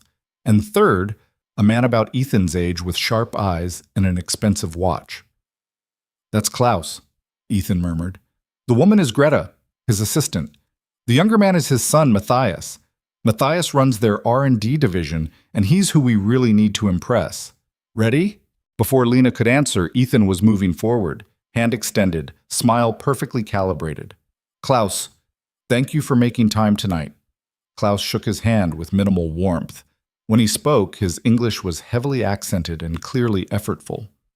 "Ethan, this restaurant better than last time, I hope. Only the best for Schneider Industries," Ethan gestured to Lena. "May I introduce Lena Brooks, head of our Linguistic Services Division. She'll be ensuring we all understand each other perfectly tonight." Klaus's gaze raked over Lena with the same dismissive assessment Richard had used. He said something in rapid German to Matthias, who smirked. Lena kept her expression neutral and responded in flawless German. "Good evening, Mr. Schneider. It's a pleasure to meet you. Mr. Calloway speaks very highly of your company's innovations in semiconductor technology." Klaus's eyebrows shot up. Matthias's smirk vanished. "Your German is excellent," Klaus said, switching languages. "Where did you study?" "Columbia University, though I spent a semester at Heidelberg." "Heidelberg, a good university." Klaus's demeanor shifted slightly, still reserved, but with a hint of respect. Perhaps this evening will not be a complete waste of time after all. As they moved inside to their private dining room, Lena caught Ethan's eye. He gave her the smallest nod, something like pride flickering in his expression. The dinner started formally. Careful conversation, lots of posturing, everyone being polite while saying nothing of substance. Klaus clearly preferred speaking German, so Lena found herself translating continuously, keeping both conversations flowing naturally. She watched Ethan work, observed how he read the room, how he knew when to push and when to retreat, how he used silence as effectively as words. This was Ethan in his element, and it was fascinating. The real negotiation started over the main course. "Your proposal is interesting," Klaus said in German, cutting into his steak with surgical precision. "But I'm not convinced your company has the manufacturing capacity to meet our demands. We require reliability, not promises." Ethan looked to Lena, who translated smoothly.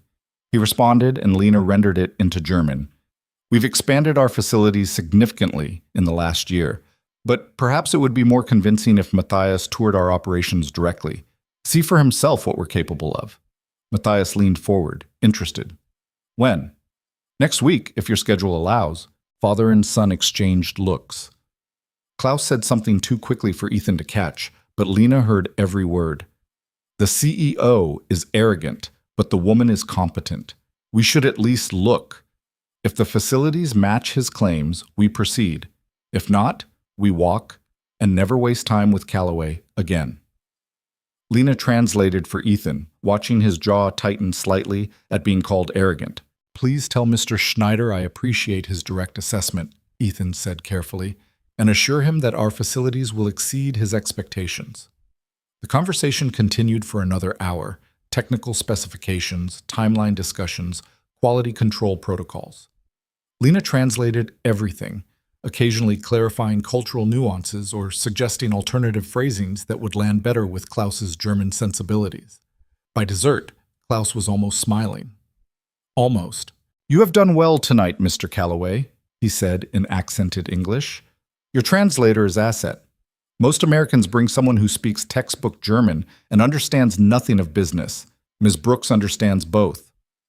Ms. Brooks is exceptional, Ethan agreed, and the warmth in his voice made Lena's chest tighten. As they were wrapping up, Matthias pulled Lena aside while the others discussed logistics. A word of advice, he said quietly in German. My father respects competence above all else. You impressed him tonight, which is rare. But be careful with Calloway. Men like him, powerful, driven, they see people as assets, useful until they're not. Don't mistake professional appreciation for something more.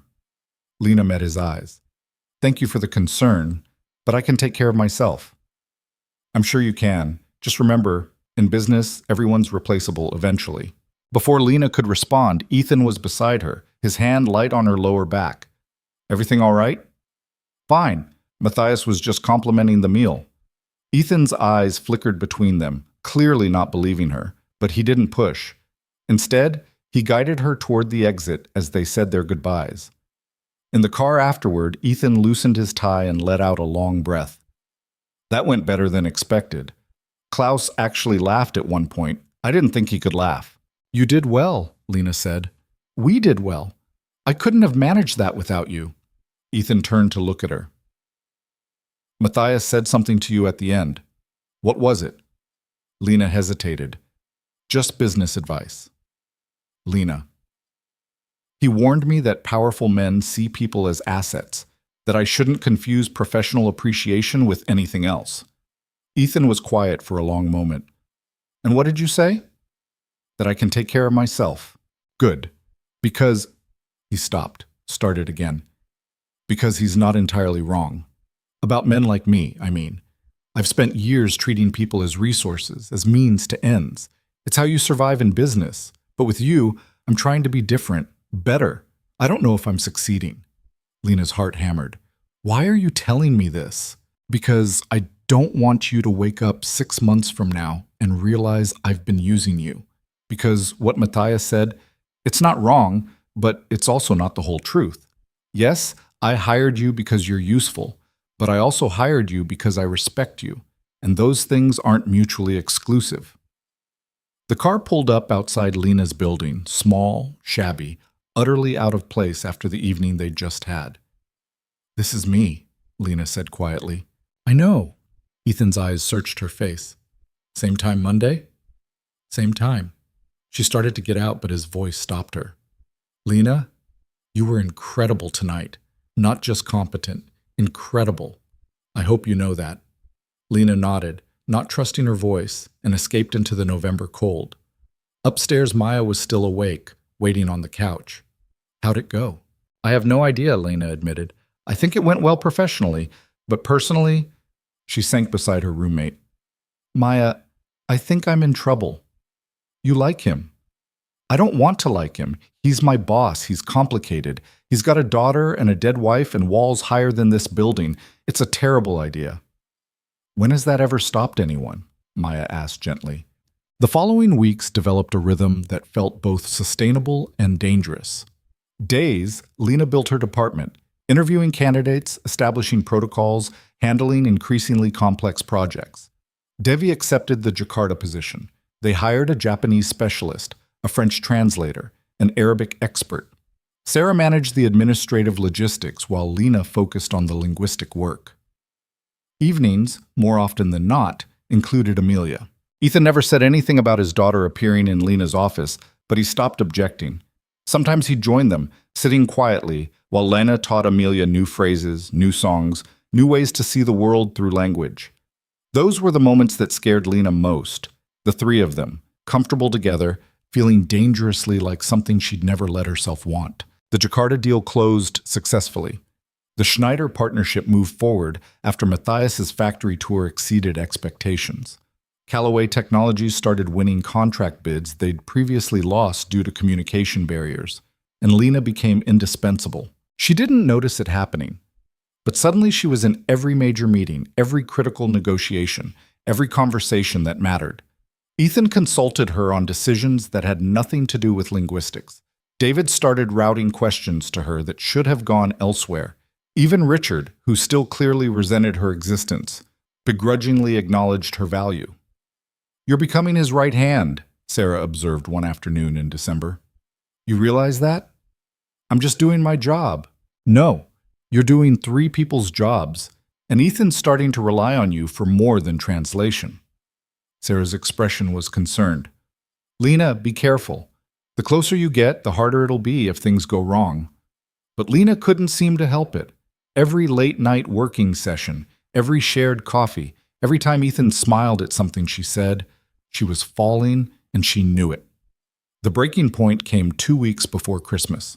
Lena was working late, finalizing a contract for a Chinese partnership, when she heard raised voices from Ethan's office. She shouldn't have listened, should have put in headphones, minded her business. Instead, she crept closer. "Cannot keep making decisions based on personal feelings." Richard's voice, sharp with frustration. "I'm not." "You hired her after one night, Ethan. One night. No background check, no proper interviews, no vetting process, and now she's in every meeting, every decision, every conversation. It's inappropriate, and everyone can see it." Lena's qualifications speak for themselves. Do they? Or do you just see Elena when you look at her? Silence. Heavy, dangerous silence. When Ethan spoke again, his voice was ice. "Be very careful what you say next." "I'm saying what everyone's thinking. You hired Lena because she reminds you of your dead wife, because she speaks languages and cares about communication and makes you feel less alone. But she's not Elena, and running a company based on nostalgia and loneliness is going to destroy everything we've built. Get out." "Ethan, get out before I fire you." Footsteps. The door slammed. Lena barely made it back to her office before Richard stormed past, his face red with anger. She sat in the dark, heart pounding, Richard's words echoing in her head. "You hired Lena because she reminds you of your dead wife." Was that true? Had Ethan hired her not for her skills, but because she was a convenient ghost? A replacement for something he'd lost? The knock on her door came 10 minutes later. Ethan stood in the doorway, looking wrecked. "You heard," he said. "Some of it." "How much?" Lena met his eyes. "Enough." Ethan stepped inside, closed the door. "Richard's wrong." "Is he?" "Yes. I didn't hire you because of Elena. I hired you because you saved my company, because you're brilliant, because you deserve better than what? Than being someone's second chance at something they lost?" Lena stood, anger and hurt warring in her chest.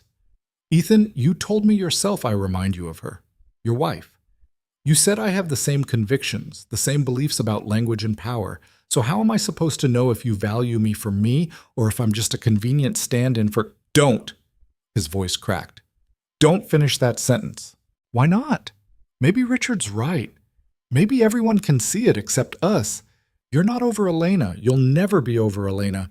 And I'm just the woman who happened to speak 9 languages at the right moment and filled a hole you didn't know how to close." "That's not true." "Then what is true?" Lena demanded. "Because I need to know. I need to know if this job is real, if the respect is real, if any of this matters, or if I'm just—" Her voice broke. "If I'm just auditioning for a role that's already been cast."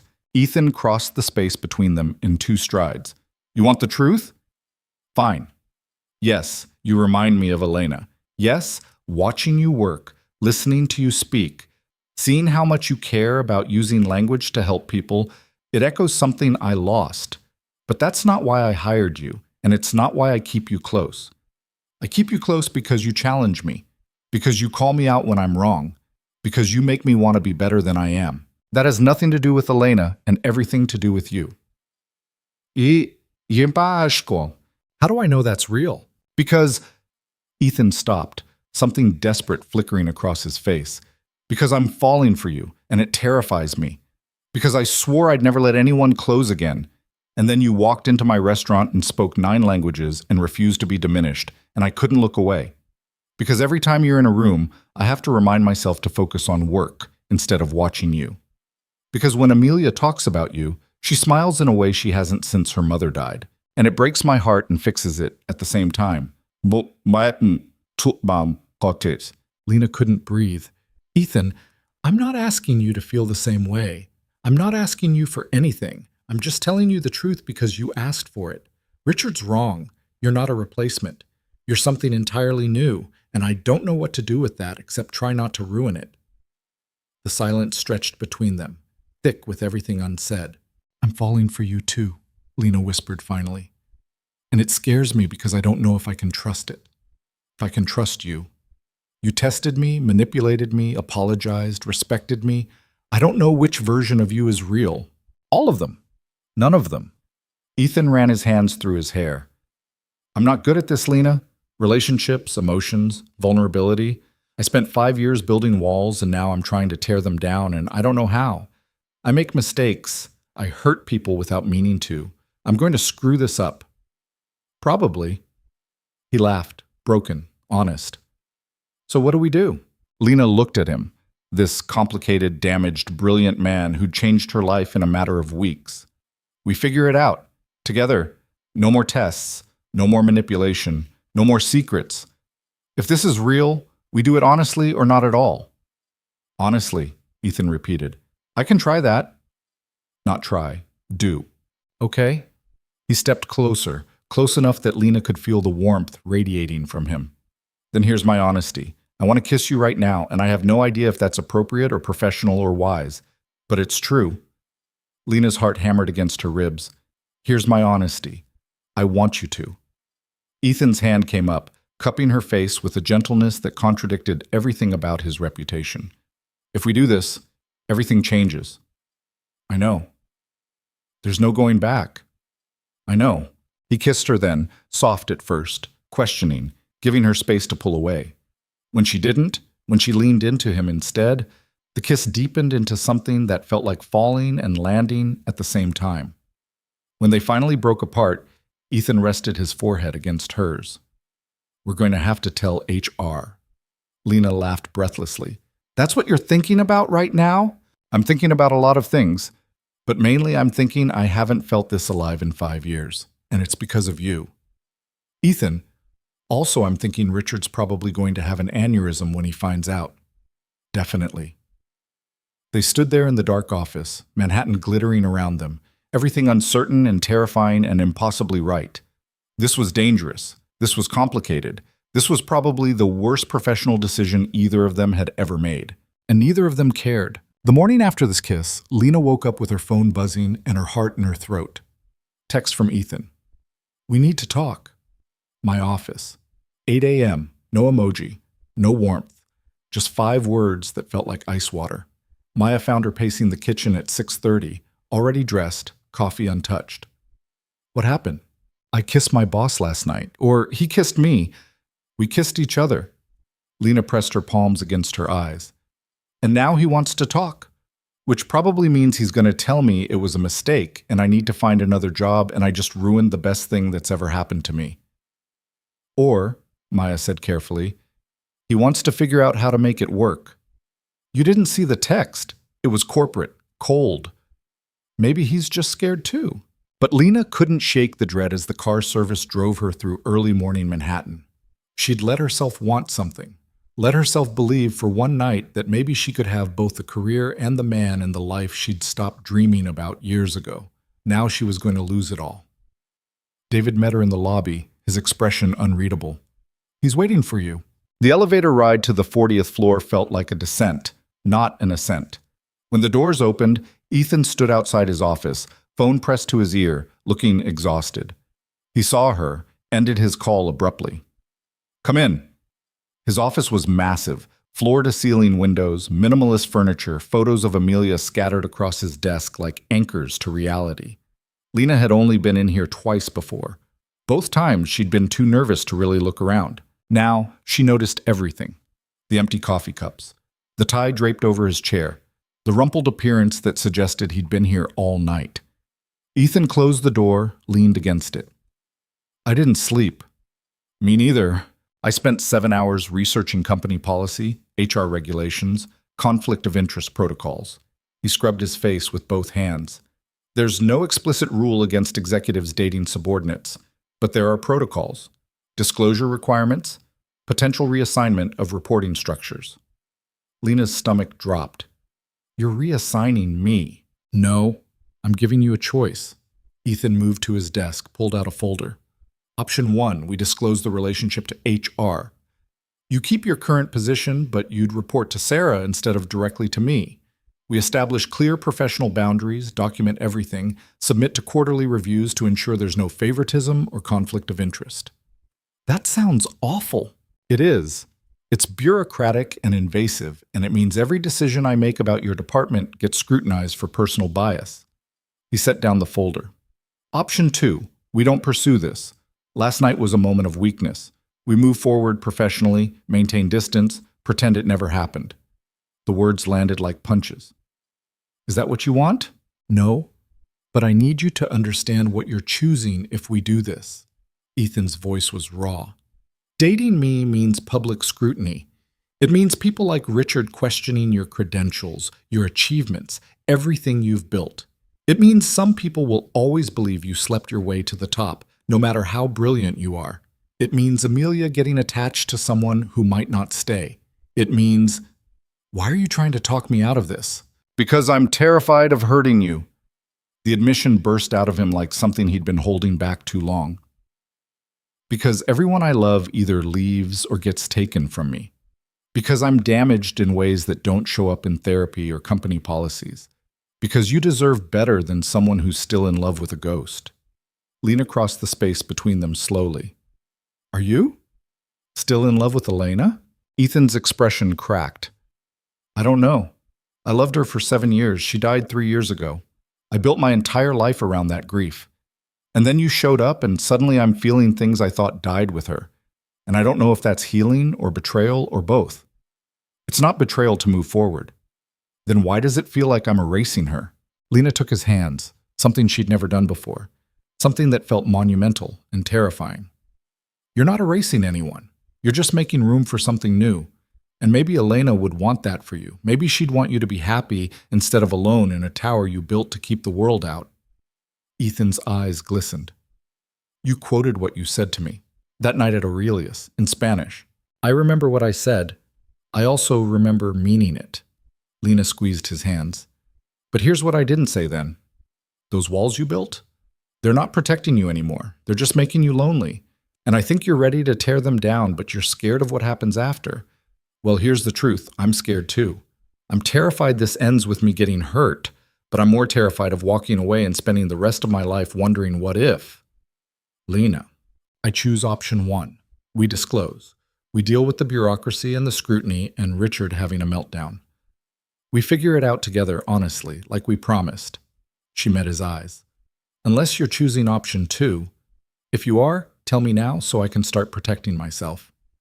Ethan pulled her close, wrapped his arms around her like she was the only solid thing in a tilting world.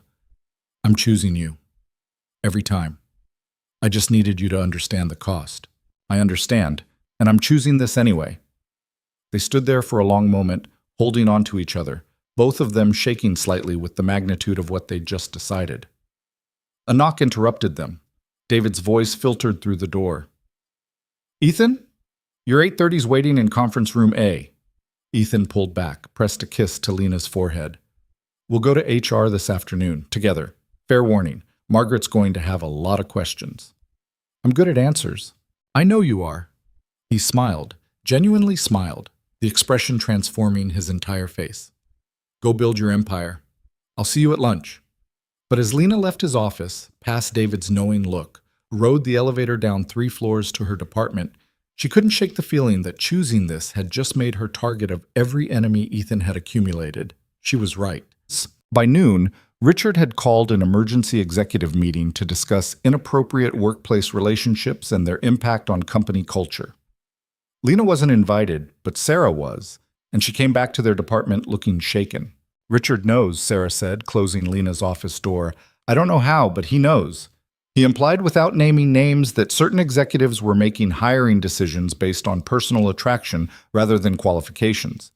He suggested implementing new policies requiring third-party oversight of all executive hires.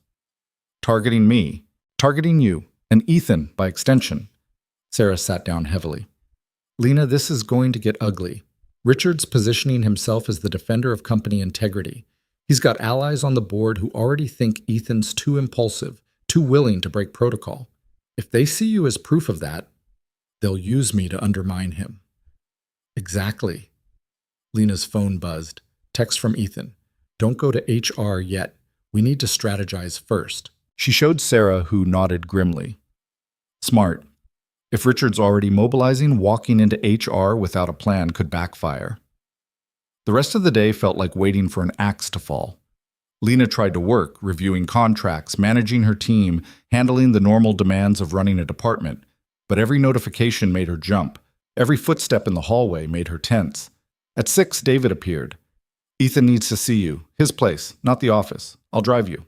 Lena's heart hammered. His place? He thought neutral territory was better right now. Less chance of being overheard. The drive took 30 minutes, heading north into a neighborhood Lena had only seen in magazines. David pulled up to a brownstone that managed to be both elegant and understated, the kind of wealth that didn't need to scream. Ethan answered the door himself, still in his work clothes minus the tie. "Come in. Amelia's at her grandmother's tonight, so we can talk freely." The interior was beautiful. Hardwood floors, high ceilings, art that was probably worth more than Lena's life. But it also felt lived in. Amelia's drawings on the refrigerator, shoes by the door, a home, not a showpiece. "Wine?" Ethan offered. "God, yes." He poured 2 glasses, led her to a living room with a fireplace and furniture that looked comfortable rather than expensive. They sat on opposite ends of the couch, a careful distance between them. "Richard's making his move," Ethan said. "He's been laying groundwork for weeks, apparently. Talking to board members about my judgment, my decision-making, my stability. You were just the ammunition he was waiting for." "So what do we do?" "We beat him to it." Ethan set down his wine. "Tomorrow morning, I'm calling a full board meeting. I'm going to disclose our relationship myself, explain the HR protocols we're implementing, and make it clear that your position is based entirely on merit. I'll provide documentation, the Tanaka contract, the Schneider deal, every successful project you've led. I'll show them that questioning your qualifications is absurd." Richard will fight that. Of course he will. He'll argue I'm biased, that the documentation is cherry-picked, that the relationship compromises objectivity. Ethan leaned forward. "But here's what Richard doesn't know. I've been documenting his mistakes for months. The Jakarta deal nearly fell apart because he rushed the timeline against my advice. The German partnership almost failed because he ignored cultural protocol recommendations. I have emails, memos, meeting notes. If he wants to question someone's judgment, I'll question his right back." Lena felt sick. This is war. This was always war. Richard's been undermining me since Elena died. He thinks I'm weak, distracted, vulnerable. He sees you as proof. Ethan's voice hardened. "He's wrong, and tomorrow I'm going to prove it." "What do you need from me?" "Your presence, your competence, your refusal to be diminished." Ethan met her eyes. "And your honesty about something I need to ask you." "What?" "Do you regret this? Choosing us over easier options?" Lena thought about her life 2 months ago.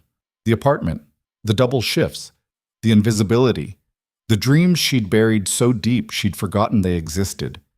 "No," she said, "but I'm scared. I've never been in a fight like this. I've never had this much to lose. Neither have I, not since Elena." Ethan moved closer, took her hand. "But I meant what I said this morning. I'm choosing you, which means protecting you from the fallout of that choice. If the board meeting goes badly, if Richard wins, then we deal with it, together. You might lose your position, Then I'll find another one. I have credentials now, experience, references. I'll survive. Lena squeezed his hand. What I won't survive is walking away because it got hard. I've done that before, Ethan. Walked away from things I wanted because other people made me feel like I didn't deserve them. I'm not doing that anymore. Ethan pulled her close, kissed her with an intensity that felt like desperation and hope tangled together. When they broke apart, he rested his forehead against hers. "Stay tonight," he said quietly. "Not for... I don't want to be alone right now. And Amelia's not here, and the house feels too empty, and I'm asking you to stay, even though it's probably a terrible idea given what we're walking into tomorrow." Lena knew she should say no. Knew staying would complicate everything, would give Richard more ammunition if he somehow found out, would blur lines that were already dangerously blurred. "Okay," she said anyway. They ordered takeout, Chinese food from a place Ethan swore made the best dumplings in Manhattan. They ate sitting on his kitchen floor because Lena said his dining room was too formal, and he laughed and agreed. They talked about everything except work, her childhood, his college years, the strange paths that had led them both here. "Did you always want to build a tech empire?" Lena asked, stealing the last dumpling. "No. I wanted to be a teacher, actually. History." Ethan smiled at her surprise. "I was good with computers, but they were just tools. I cared about stories, about how civilizations communicated, how language shaped power structures. Sound familiar?" "Very." Then I met Elena. She was volunteering with a refugee organization, and they needed someone to build a database for tracking translation needs. I helped, and suddenly I saw how technology could facilitate communication on a massive scale. That's when everything changed. I started Callaway Tech to build translation software, interpretation tools, communication platforms. Money came later, almost accidentally. That's not the story the magazines tell. Magazines want the ruthless CEO narrative. Boy genius builds empire, crushes competition, rules with iron fist. It's cleaner than the truth. Ethan's expression grew distant. "The truth is I got lucky. Right place, right innovation, right timing. And when Elena died, I poured all my grief into work because I didn't know how else to survive. The empire you see now, it's built on loss as much as ambition." Lena ached for him, for the young man who wanted to teach history, for the husband who lost his wife too soon, for the father raising a daughter alone. "She'd be proud of you," Lena said softly. "Elena, of what you built, how you're raising Amelia, the fact that you're trying to move forward. You didn't know her. You can't know that. I know you, and I know anyone who loved you would want you to be happy." Ethan's eyes glistened, but he blinked the tears back. "Tell me about your father. You mentioned him once, but we never talked about it." So Lena told him about her father's diagnosis, the slow decline, the medical bills that ate everything, about sitting beside his hospital bed practicing languages because he said hearing her speak made the pain less. About his last words, "Don't waste your brilliance making other people comfortable." "That's why you stood up to me," Ethan said. "At Aurelius, you were honoring him." "I was honoring myself. He just gave me permission." They talked until midnight, until exhaustion finally caught them. Ethan showed Lena to a guest room, tastefully decorated, impersonal, clearly unused. "There's clothes in the closet if you need them, towels in the bathroom. I'm down the hall if you need anything." He hesitated at the door. "Thank you for staying, for tomorrow, for all of it." "Ethan?" "Yeah?" "We're going to be okay. Whatever Richard throws at us, whatever the board says, we'll figure it out." He wanted to believe her. She could see it in his eyes. But she could also see the doubt, the fear, the scars from losing too much before.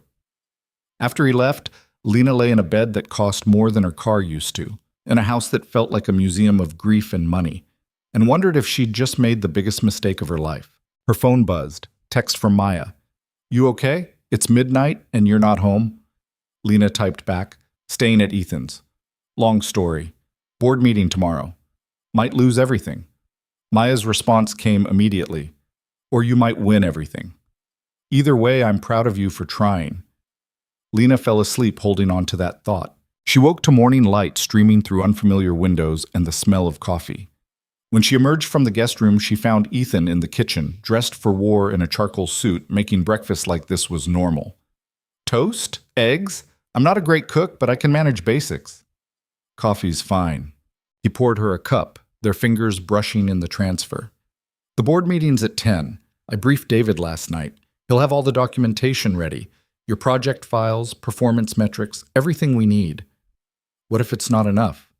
Then we adjust. But Lena, I need you to know something. Ethan set down his coffee. If the board forces a choice, you or my position as CEO, I'm choosing you. What? No. Ethan, this company is your life.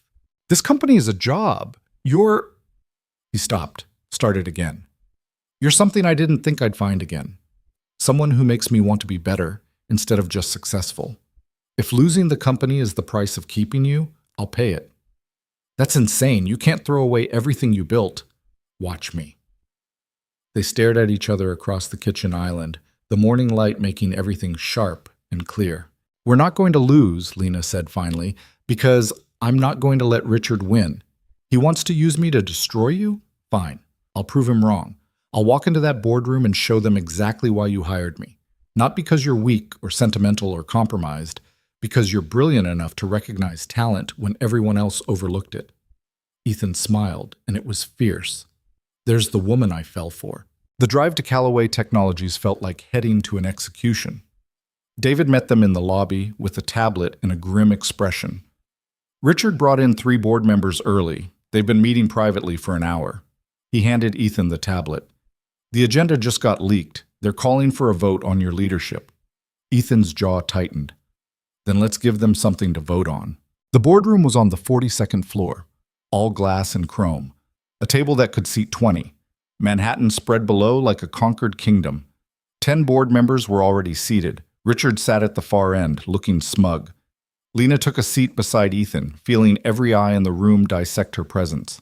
The board chair, a woman in her 60s named Victoria Chen, called the meeting to order. We have significant concerns to address today. Richard, you called this meeting. The floor is yours. Richard stood, smoothing his tie. Thank you, Victoria. I'll be direct. Over the past 2 months, our CEO has made several questionable decisions that call into question his judgment and fitness to lead this company.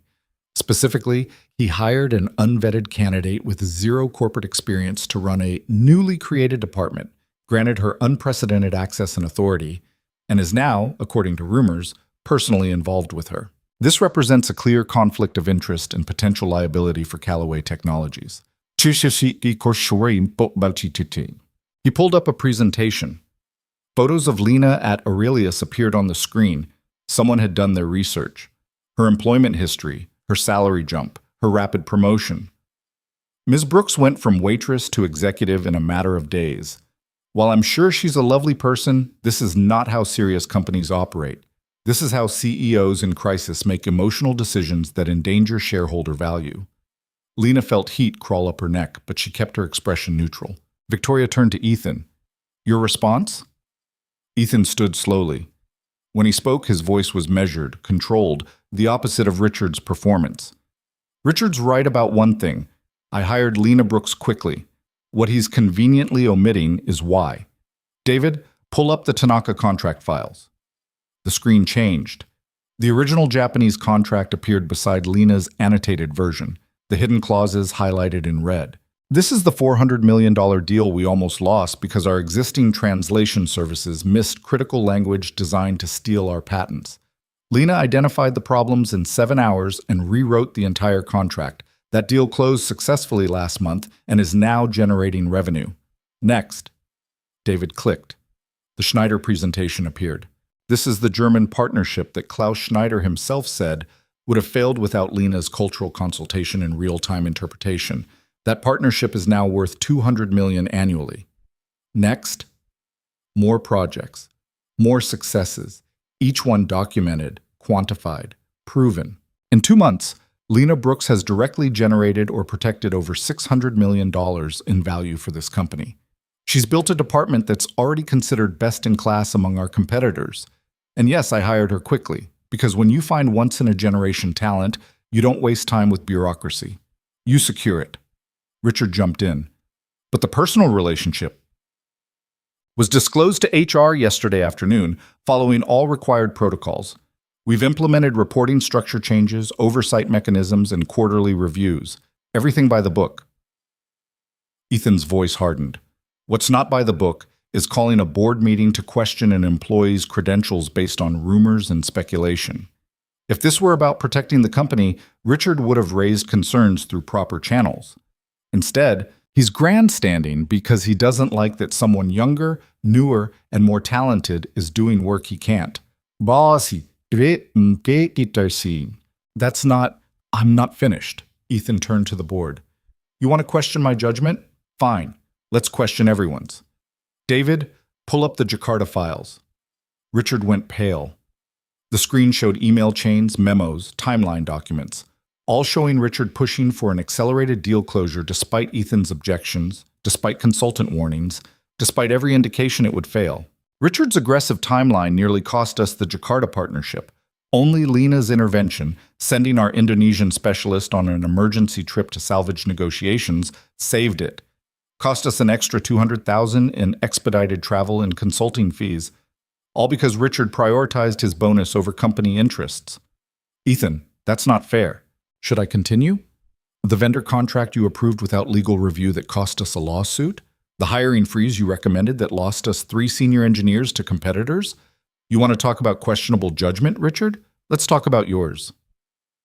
The boardroom was silent except for the air conditioning. Victoria looked between them. This is clearly personal. We need to separate facts from vendetta. You're right, Ethan said. So here are the facts. Lena Brooks has generated quantifiable value. She's followed all required protocols regarding our relationship, and she's done more for this company in 2 months than most executives do in years. If the board wants to vote on my leadership because I fell in love with someone brilliant, that's your prerogative. But you should know that if you force me to choose between this position and her, I'm choosing her every time. The declaration hung in the air like a bomb. One of the board members, an older man named Harrison, leaned forward. Ms. Brooks, you've been quiet through this. What's your perspective? Lena stood on shaking legs. My perspective is that I earned my position. Not through personal relationships, not through luck, through skill and hard work and results. Mr. Morrison wants you to believe I'm a liability.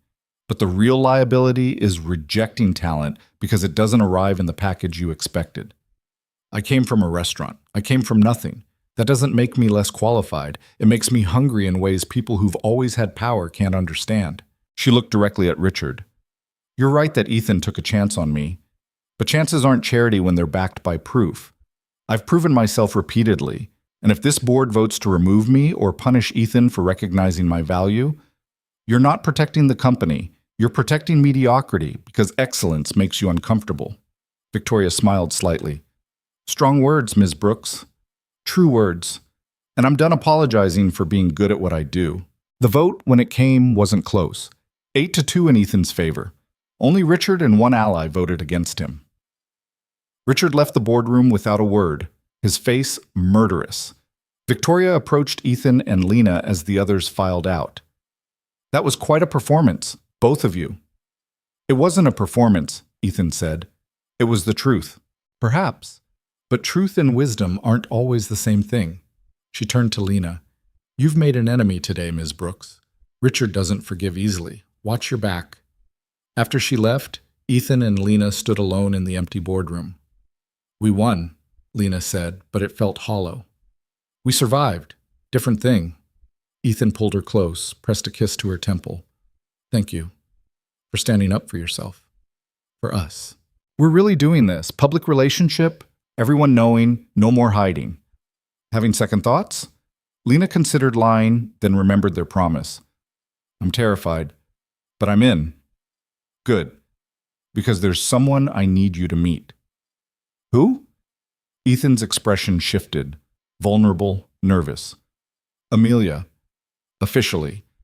As someone important in my life, not just her Italian teacher. Lena's breath caught. Ethan, that's huge. Are you sure? No, but I'm doing it anyway. He took her hand. My sister's dropping her off tonight. Dinner at my place. Just the 3 of us. If you're ready. What if she hates me? She won't. She already loves you. I just need her to understand what you mean to me. Ethan's voice dropped. Because if we're doing this, really doing this, she needs to be part of it. You both do. And there it was. The real risk. Not the board, not Richard, not company politics. A 6-year-old girl who'd already lost her mother, who might lose anyone else she let herself love. Okay, Lena whispered. Tonight. I'll be there. But as they left the boardroom together, Lena couldn't shake the feeling that she'd just agreed to something that would either heal them all or break them beyond repair. Lena changed clothes 3 times before the dinner. Maya watched from the doorway of their shared bathroom, offering commentary that ranged from helpful to brutal. Too formal. You're meeting a 6-year-old, not the Queen of England. Too casual. You want to show that you take this seriously. Perfect. Wait, no. That color makes you look like you're trying too hard. Lena finally settled on jeans and a soft sweater, approachable but put together. She stared at herself in the mirror, wondering when her life had become this. Meeting her boyfriend's daughter, having a boyfriend who was a billionaire CEO, being someone whose choices mattered beyond just herself. You're spiraling, Maya observed. I'm terrified. What if Amelia decides she doesn't want me around? What if I say something wrong and she thinks I'm trying to replace her mother? What if you just show up and be yourself, the same person who taught her Italian and made her laugh? Maya squeezed her shoulder. Kids aren't stupid, Lena. They can tell when someone's faking, so don't fake. Just be the woman who cares about her dad and thinks she's special. That's all you need to be. The car arrived at 6. Lena clutched a bag containing a children's book in Italian she'd found at a bookstore during lunch. A peace offering, or maybe a bribe. She wasn't sure which. Ethan answered the door in jeans and a sweater that matched hers accidentally, and they both laughed nervously at the coincidence. She's in the living room, he said quietly. Fair warning, my sister told her you're coming. She's been asking questions all afternoon. What kind of questions?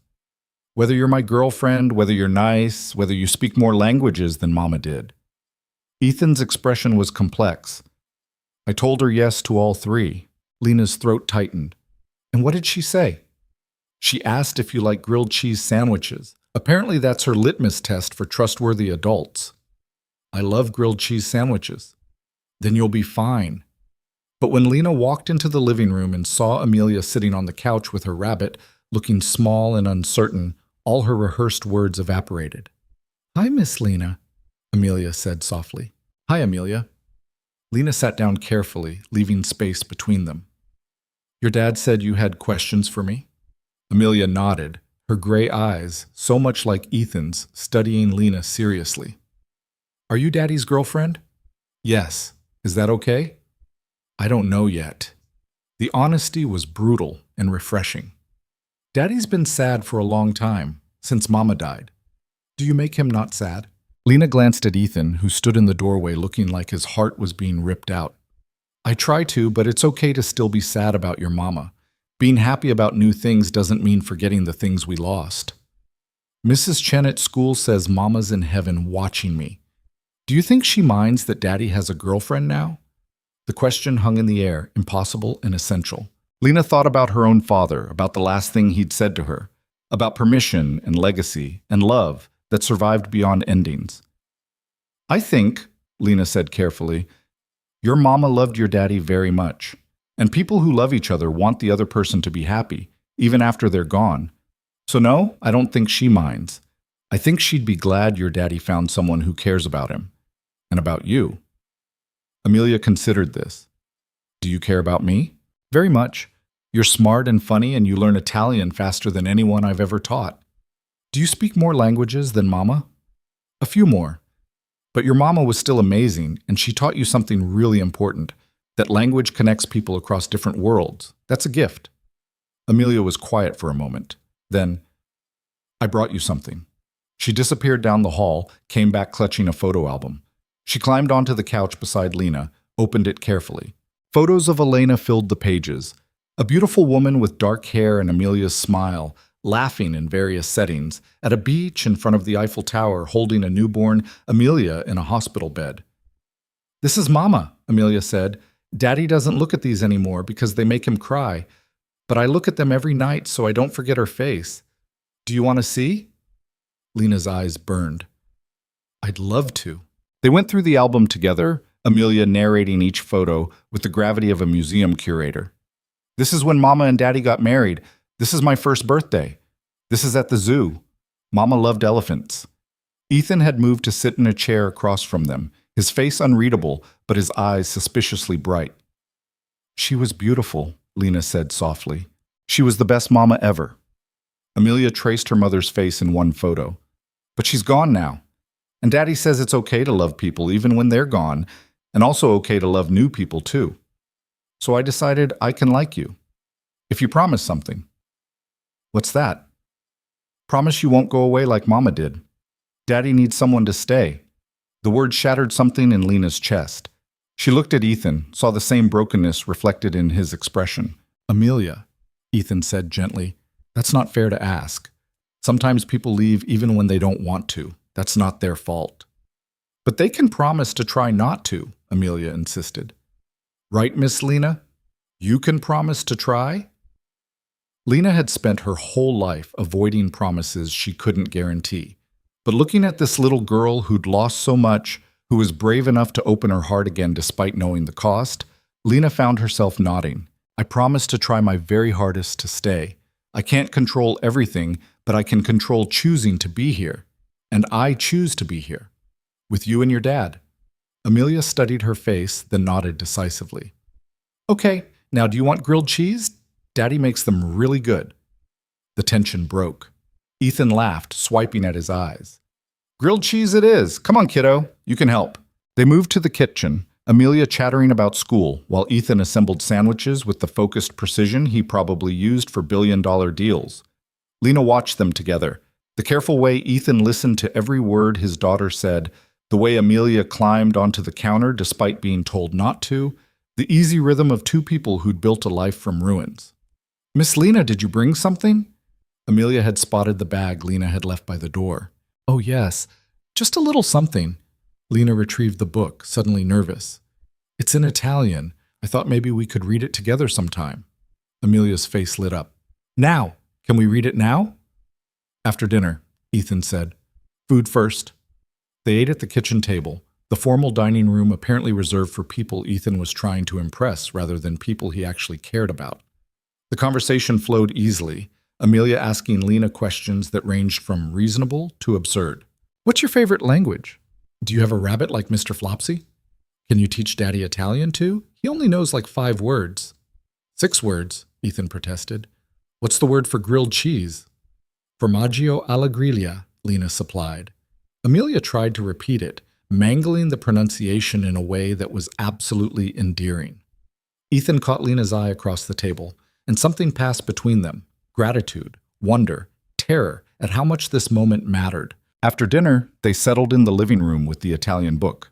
Amelia curled against Lena's side like it was the most natural thing in the world, while Ethan sat nearby pretending to read emails but actually watching them.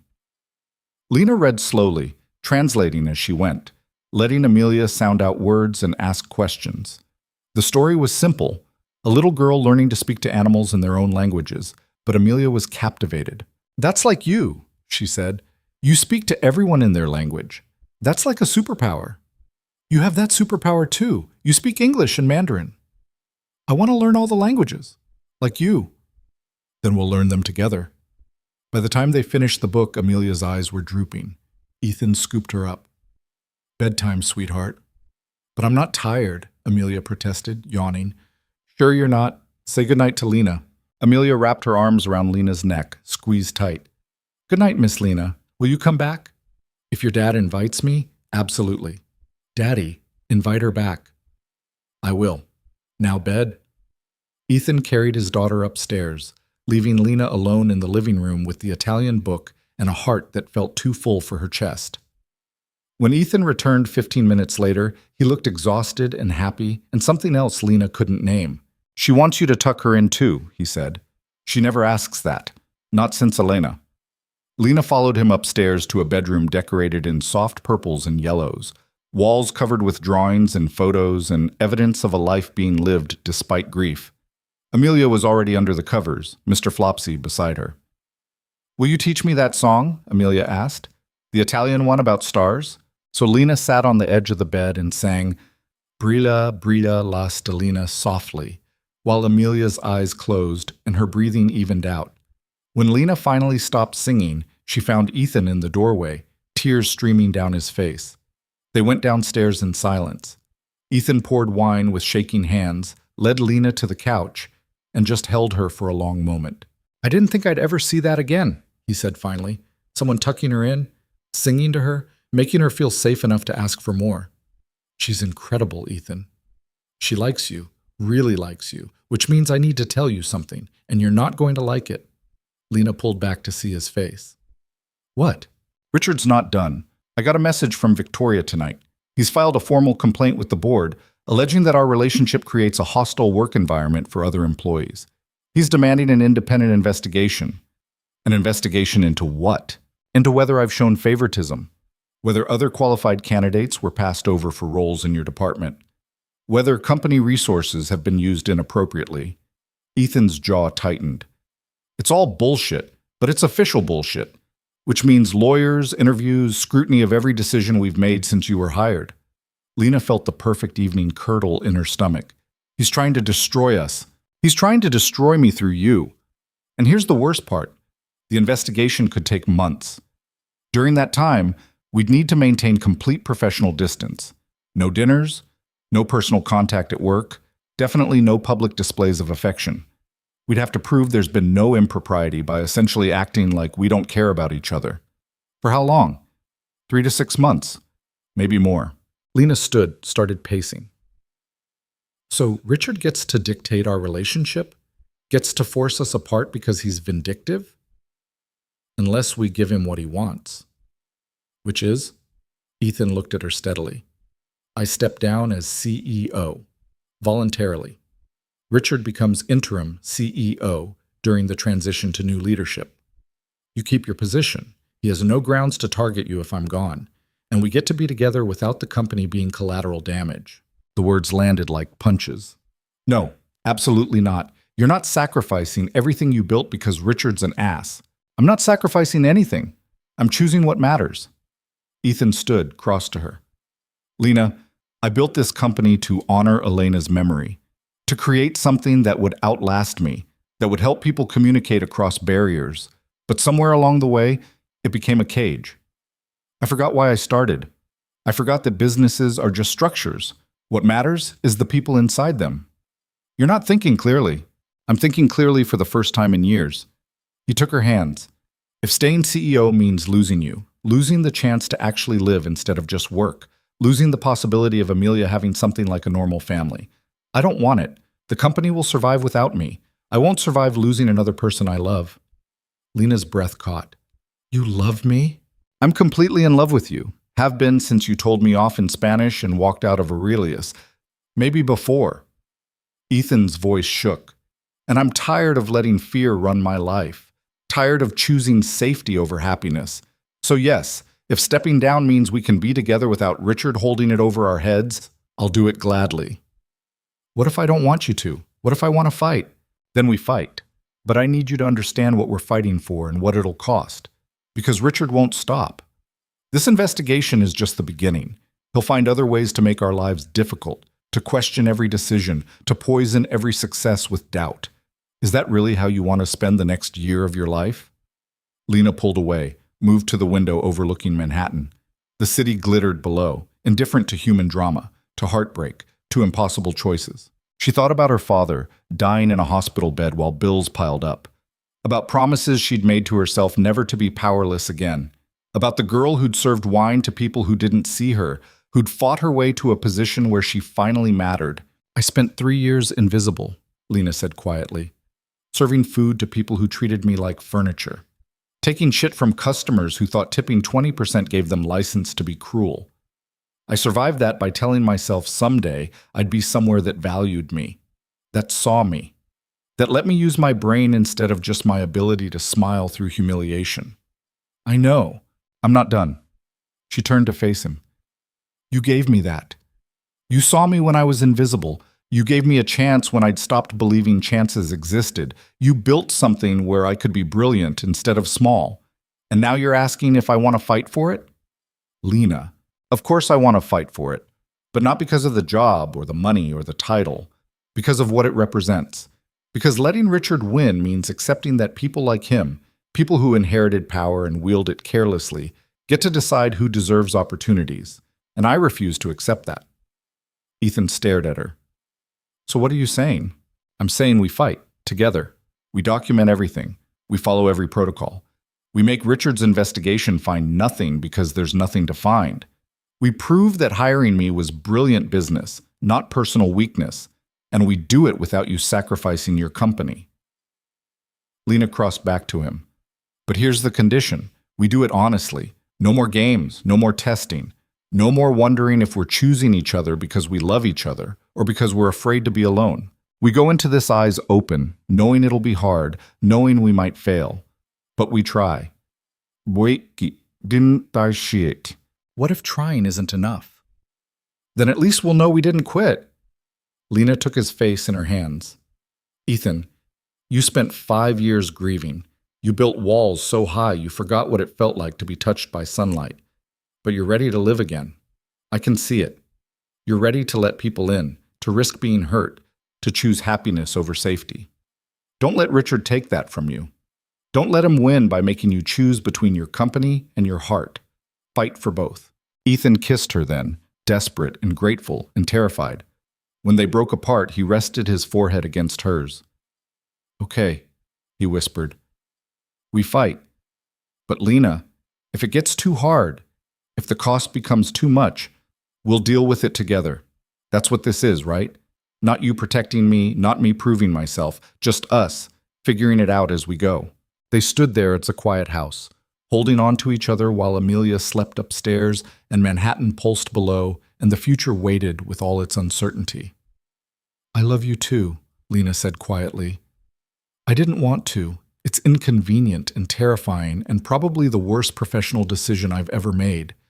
But I do. I love you. Ethan's eyes closed. Say it again.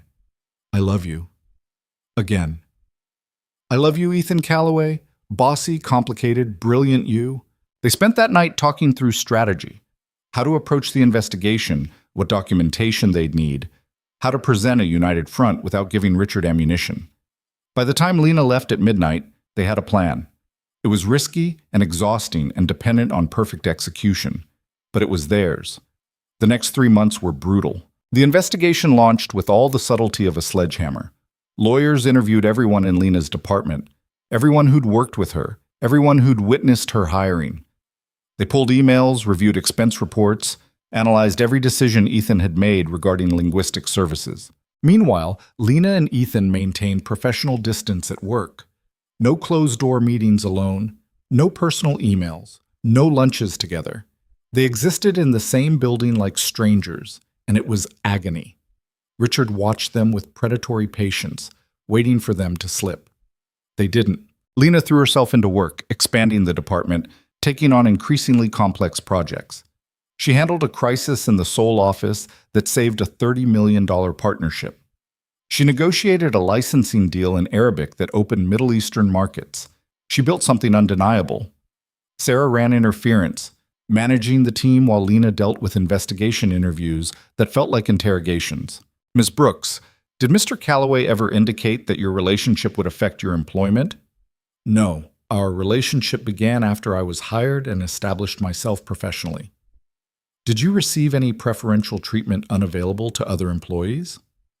I received the resources necessary to do my job well, same as any department head. Were you aware of Mr. Calloway's feelings before accepting the position? I was aware he valued my skills. Personal feelings developed later and were disclosed according to protocol immediately. Over and over, the same questions phrased differently, looking for inconsistencies that didn't exist. Evenings, Lena went to Ethan's house through the back entrance, away from cameras or prying eyes. They'd have dinner with Amelia, who'd started calling Lena by her first name without the miss. They'd help with homework, practice languages, read Italian books until Amelia fell asleep. Then they'd strategize, or sometimes just sit in exhausted silence, drawing strength from proximity. Richard's pushing the board to make a decision, Ethan said one night in February. He wants the investigation concluded within the month. Can they do that? They can do whatever they want. It's their company, too. He rubbed his temples. Victoria called me yesterday. Off the record, she said the investigation hasn't found anything substantive. But Richard's arguing that the appearance of impropriety is enough. That my judgment is compromised regardless of whether rules were broken. So we're guilty of falling in love. That's his case. Essentially, Lena thought about the last 3 months, the scrutiny, the gossip, the way some employees had started treating her differently, some with resentment, others with fascination, all of them watching to see if she'd fail. She hadn't. "When's the final board meeting?" she asked. "Next Thursday. They'll vote on whether to take action. Could be anything from censure to termination. Richard's lobbying for my removal. Then we need to give them a reason to keep you that has nothing to do with me." Over the next week, Lena worked with Sarah to compile a presentation that would make their case undeniable. Not about love or personal relationships or defending their choices. About results. Thursday arrived cold and bright. Lena wore her best suit, navy, expensive armor. Sarah met her outside the boardroom with a tablet and a tight smile. "Ready to save your boyfriend's job? Ready to show them what we built." The boardroom was packed. All board members, senior executives, legal counsel. Richard sat with his arms crossed, looking confident. Ethan sat at the head of the table, looking exhausted but determined. Victoria called the meeting to order. "We're here to conclude the investigation into potential conflicts of interest regarding Mr. Calloway's relationship with Miss Brooks. Legal? What were your findings?" The lead attorney, a stern woman named Patricia, pulled up her report. After 3 months of investigation, including interviews with 73 employees and review of over 10,000 documents, we found no evidence of improper conduct. Ms. Brooks was hired based on demonstrated skills. Her compensation is consistent with industry standards for her role. No company resources were misused. The relationship was disclosed according to protocol. "So you found nothing?" Richard interrupted. "We found no evidence of wrongdoing. But do you deny that their relationship creates the appearance of favoritism? That it undermines employee confidence in the merit-based system?" Patricia hesitated. "Appearance is subjective. Facts are objective. The facts show no impropriety. The facts show poor judgment," Richard countered. "Ethan hired someone he was attracted to and then acted on that attraction. Regardless of legality, it demonstrates the kind of impulse-driven decision-making that puts this company at risk." "May I respond?" Lena stood without waiting for permission. Victoria nodded. "Ms. Brooks, please." Lena pulled up her own presentation. "You want to talk about poor judgment? Let's talk about judgment. This is the Linguistic Services Department revenue for the 3 months since the investigation began. Despite the scrutiny, despite the distraction, despite operating under a microscope, we generated $42 million in new business and prevented an estimated $30 million in losses from communication failures. The numbers filled the screen. Undeniable. This is employee satisfaction data from my department. 97% approval rating. This is retention. 0 turnover, despite the chaos. This is a comparison to industry standards. We're outperforming competitors by an average of 33%. She clicked through more slides, each one building the case. Mr. Morrison wants you to believe that Mr. Calloway's judgment is compromised because he fell in love with an employee. But here's what his judgment actually created. The most effective linguistic services division in the industry. A department that's become a competitive advantage. A team that's directly responsible for this quarter's 15% revenue growth. Lena looked directly at Richard. "You want to question judgment? Question your own. You've spent 3 months and tens of thousands of dollars in legal fees trying to prove something that isn't true because you can't accept that someone you dismissed as a waitress is better at this than you are. That's not protecting the company. That's ego." The boardroom was silent. "Ms. Brooks makes a compelling case," Victoria said finally. "But the question remains, can we trust Mr. Calloway's objectivity going forward? Can you trust anyone's objectivity?" Ethan spoke for the first time. "Every CEO has relationships, spouses, children, friends, that theoretically compromise objectivity. We don't operate in a vacuum. We're human beings with emotions and connections. The question isn't whether I love Lena. The question is whether I can still lead this company effectively.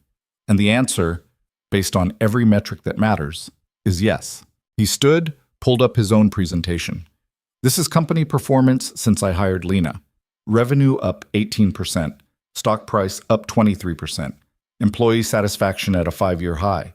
New partnerships in 7 countries. We're outperforming projections across every division." That could be coincidence, Richard argued. Could be. Or it could be that hiring talented people and trusting them to excel actually works. That taking risks on unconventional candidates creates innovation. That maybe, just maybe, the traditional way of doing things isn't always the best way.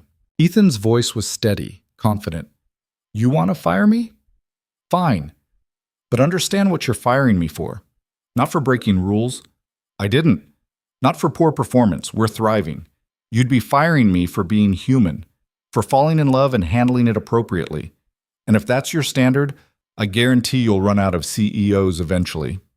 Victoria looked around the table. We need to vote. All in favor of taking disciplinary action against Mr. Calloway?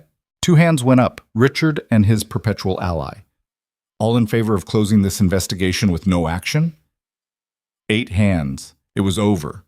Richard stood abruptly, his face red. This is a mistake. You're setting a precedent that will destroy this company's integrity. No, Richard, Victoria said quietly. We're setting a precedent that we value results over appearances, that we trust our leadership to be both professional and human.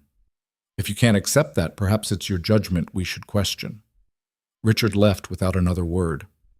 The boardroom slowly emptied until only Lena, Ethan, and Victoria remained. That was quite a performance, Victoria said. Both of you. It wasn't a performance, Lena said. It was the truth. Perhaps, but truth and wisdom still aren't the same thing. You won today. But Lena, you've made enemies. People who will wait for you to fail so they can say they were right about you. That's the cost of being exceptional in spaces that aren't used to people like you. I know.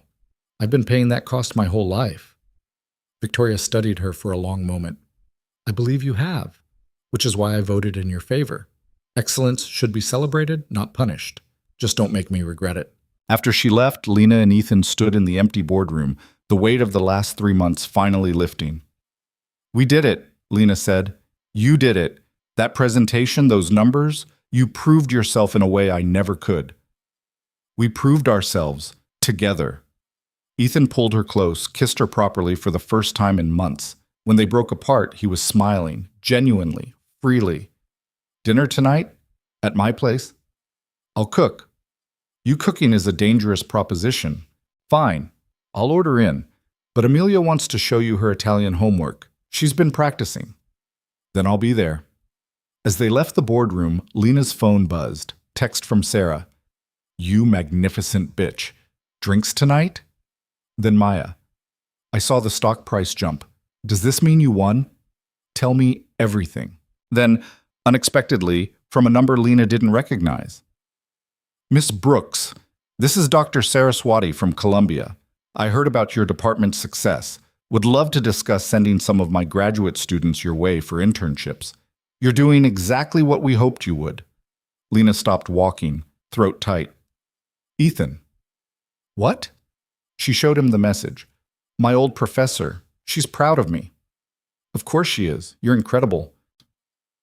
No, you don't understand. When I left Columbia to take care of my father, when I lost the UN position, when I ended up serving wine to pay rent, I thought I'd failed. I thought I'd wasted my degree, disappointed everyone who believed in me. But I didn't fail. I just took a different path to get here. Ethan kissed her forehead. The path doesn't matter. The destination does. And you're exactly where you're supposed to be.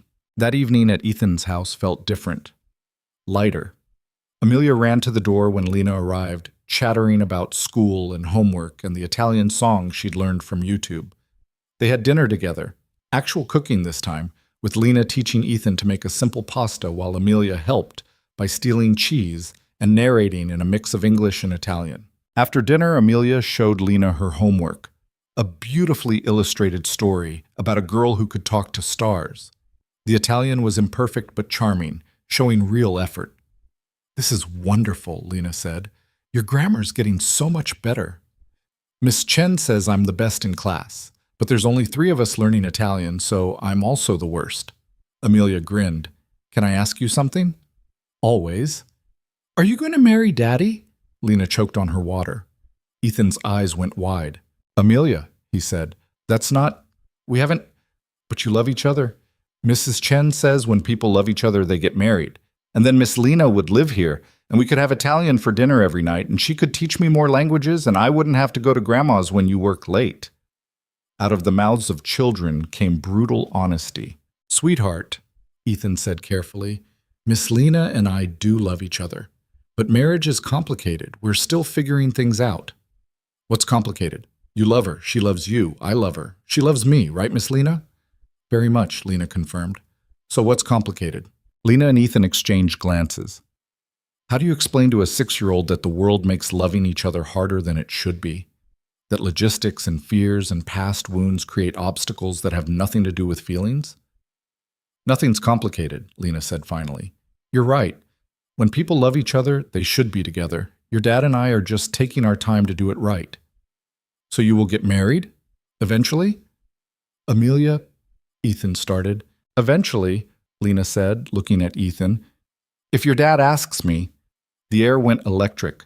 Amelia squealed, "Daddy, ask her! Ask her now!" I don't have a ring, sweetheart, and this isn't... You don't need a ring, just ask." Ethan looked at Lena, something vulnerable and terrified and hopeful in his expression. "She's right. I don't need a ring. But I need to say this properly." He took Lena's hands, ignoring Amelia bouncing excitedly beside them. "Lena Brooks, 3 months ago, you walked into my restaurant and refused to be invisible. You challenged me, impressed me, and somehow saw through all my walls to the person I'd forgotten how to be. You're brilliant and brave, and you make my daughter laugh in a way she hasn't since her mother died. You make me want to be better instead of just successful. You make me believe in second chances." His voice shook. "I know this is insane. We've known each other for months, not years. We just survived an investigation that could have destroyed both our careers. We're standing in my kitchen with my 6-year-old daughter coaching me through a proposal. Nothing about this is traditional or sensible or planned." "But?" Lena prompted, tears streaming down her face. "But I've learned that the best things in life aren't planned. They're accidents and chances and moments of courage when you stop protecting yourself long enough to reach for something real. So yes, eventually.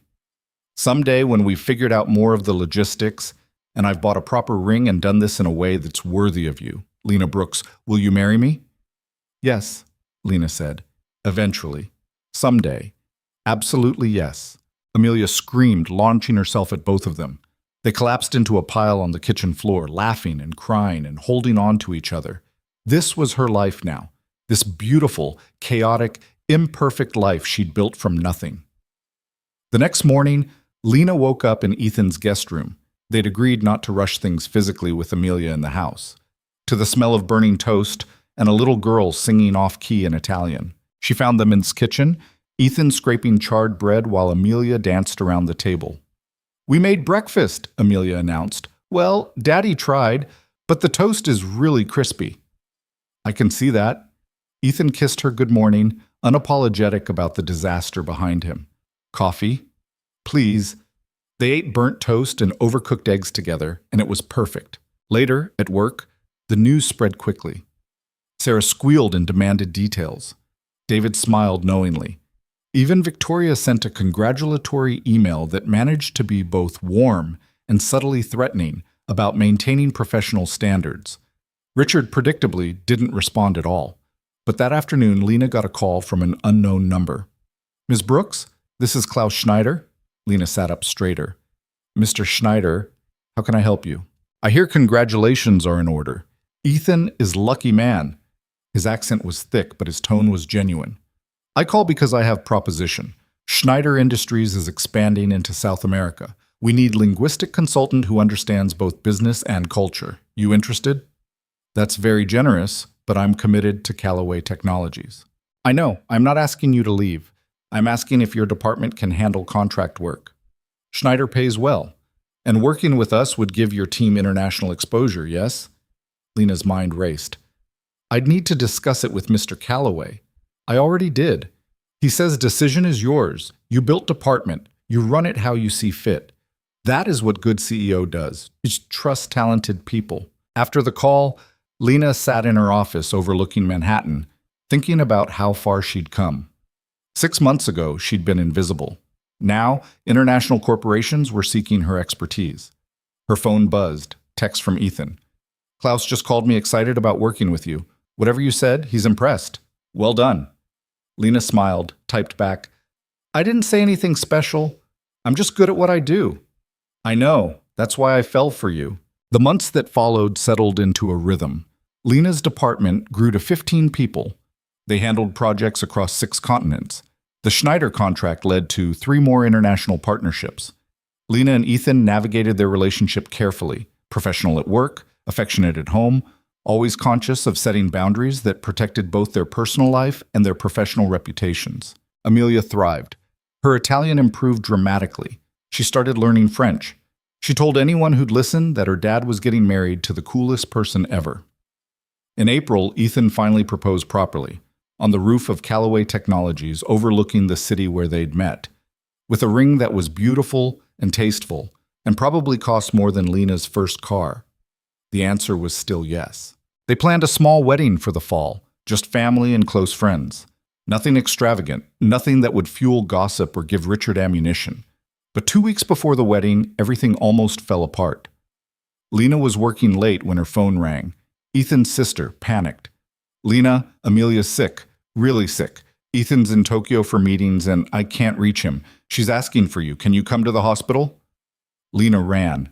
She found Amelia in the emergency room, feverish and scared, hooked up to monitors that beeped too loudly. Ethan's sister Rebecca sat beside the bed, looking terrified. They think it's appendicitis, Rebecca said. They're running tests. Ethan's on a plane, but he won't land for 8 more hours. Lena took Amelia's small hand. Hey, sweetheart. I'm here. Lena. Amelia's voice was small. It hurts. I know, baby. But the doctors are going to fix it. You're going to be fine. Promise? Lena thought about all the promises she couldn't make, all the guarantees life refused to give. But looking at this little girl who'd already lost so much, she nodded. I promise. You're going to be fine, and I'm not leaving until you are. The surgery happened at midnight. Lena paced the waiting room while Rebecca made calls, while nurses came and went, while the city outside continued its indifferent rotation. Ethan called from somewhere over the Pacific, his voice wrecked. How is she? In surgery? They said it's routine, she'll be okay. I should be there. I should have been there. You're coming as fast as you can. That's all anyone can do. Lena, if something happens, nothing's going to happen. She's strong, like her dad. When the surgeon emerged at 2 a.m., Lena nearly collapsed with relief. The surgery went perfectly. She'll be in recovery soon. You can see her in about an hour. Lena called Ethan with the update, then sat in the waiting room and finally let herself cry. Not from fear, that had passed, but from the realization of what she'd become to this family. Not just Ethan's fiancée, Amelia's second mother, someone who dropped everything and ran to hospitals and made promises she couldn't guarantee and loved so hard it terrified her. When they finally let her into recovery, Amelia was groggy but awake. Lena? I'm here, sweetheart. Did you stay? The whole time? The whole time. And I'll stay until your dad gets here, and probably after that too because your dad's going to be a mess and someone needs to keep him calm. Amelia smiled weakly. You love us. So much. More than I knew I could love anything. Ethan arrived at dawn, bursting into the hospital room looking like he'd aged 10 years on the flight. He checked Amelia compulsively, held her carefully, then turned to Lena with tears streaming down his face. Thank you. For being here. For staying. For loving her like she's yours. She is mine, Lena said simply. You both are. That's what family means. The wedding happened as planned, on a perfect October afternoon in a small garden Ethan had rented out. Amelia was the flower girl, taking her role with utmost seriousness, despite still recovering from surgery. Lena wore a simple dress. Ethan wore a suit. They stood in front of 50 people who mattered and promised to choose each other every day, even when it was hard, especially when it was hard. When they kissed, Amelia cheered louder than anyone. At the reception, Sarah gave a toast that made everyone cry. To Lena, who taught all of us that being invisible is a choice, not a destiny. And to Ethan, who was smart enough to see her when everyone else looked away. May you spend the rest of your lives seeing each other exactly as you are, brilliant, flawed, and worth fighting for. Later, dancing with his daughter while Lena watched, Ethan caught her eye across the room and smiled. Not the careful CEO smile. Not the protective father smile. Just happiness. Uncomplicated and real. Lena smiled back, thinking about the journey that had brought her here. From serving wine to people who didn't see her, to building a department that changed industries. From hiding her talents to using them boldly. From survival to thriving. The path had been brutal, but the destination was worth every step. Months turned into years. Lena's department became the industry standard. Other companies tried to replicate what she'd built and failed because they hired the wrong people or understood the wrong lessons. It wasn't about languages. It was about creating space for talent that didn't fit traditional molds. Amelia grew up bilingual, then trilingual, then stopped counting. She was 12 when she told Lena she wanted to be a translator like her mom, both her moms. Ethan eventually stepped down as CEO, not because he had to, but because he wanted to. He started a foundation focused on education and language access, using his wealth to create opportunities for people like Lena had been. And Richard? He left Callaway Technologies 18 months after the wedding, offered a position elsewhere that he claimed was a promotion. Everyone knew it was a lateral move. Everyone also knew he'd lost. On their 5th anniversary, Ethan and Lena returned to Aurelius. The restaurant had changed ownership, been renovated, looked different, but felt the same. They sat at table 12, the same table where everything had started. "Do you ever regret it?" Ethan asked, holding her hand across the table. "The fight we went through, the scrutiny, everything it cost?" Lena thought about the question seriously, about the nights she'd cried from exhaustion, about the times she'd doubted herself, doubted them, doubted whether love was worth the battlefield it created. "No," she said finally, "because it taught me something I needed to learn, that being seen isn't comfortable, that excellence doesn't shield you from criticism, that choosing love is an act of courage, not weakness, and that the best things in life, you, Amelia, the work we've built, they're worth fighting for, every time." Ethan raised his glass. "To fighting, and to winning." "To both of us," Lena corrected, "together." They touched glasses, the sound clear and bright, a promise renewed. Outside, Manhattan glittered in the darkness, full of people fighting their own battles, building their own lives, choosing courage over safety. And somewhere in that vast city, another invisible person was about to become visible, about to take a chance, about to discover that their worth wasn't determined by who saw them, but by their refusal to remain unseen. The story never really ended. It just became new beginnings, over and over, for everyone brave enough to reach.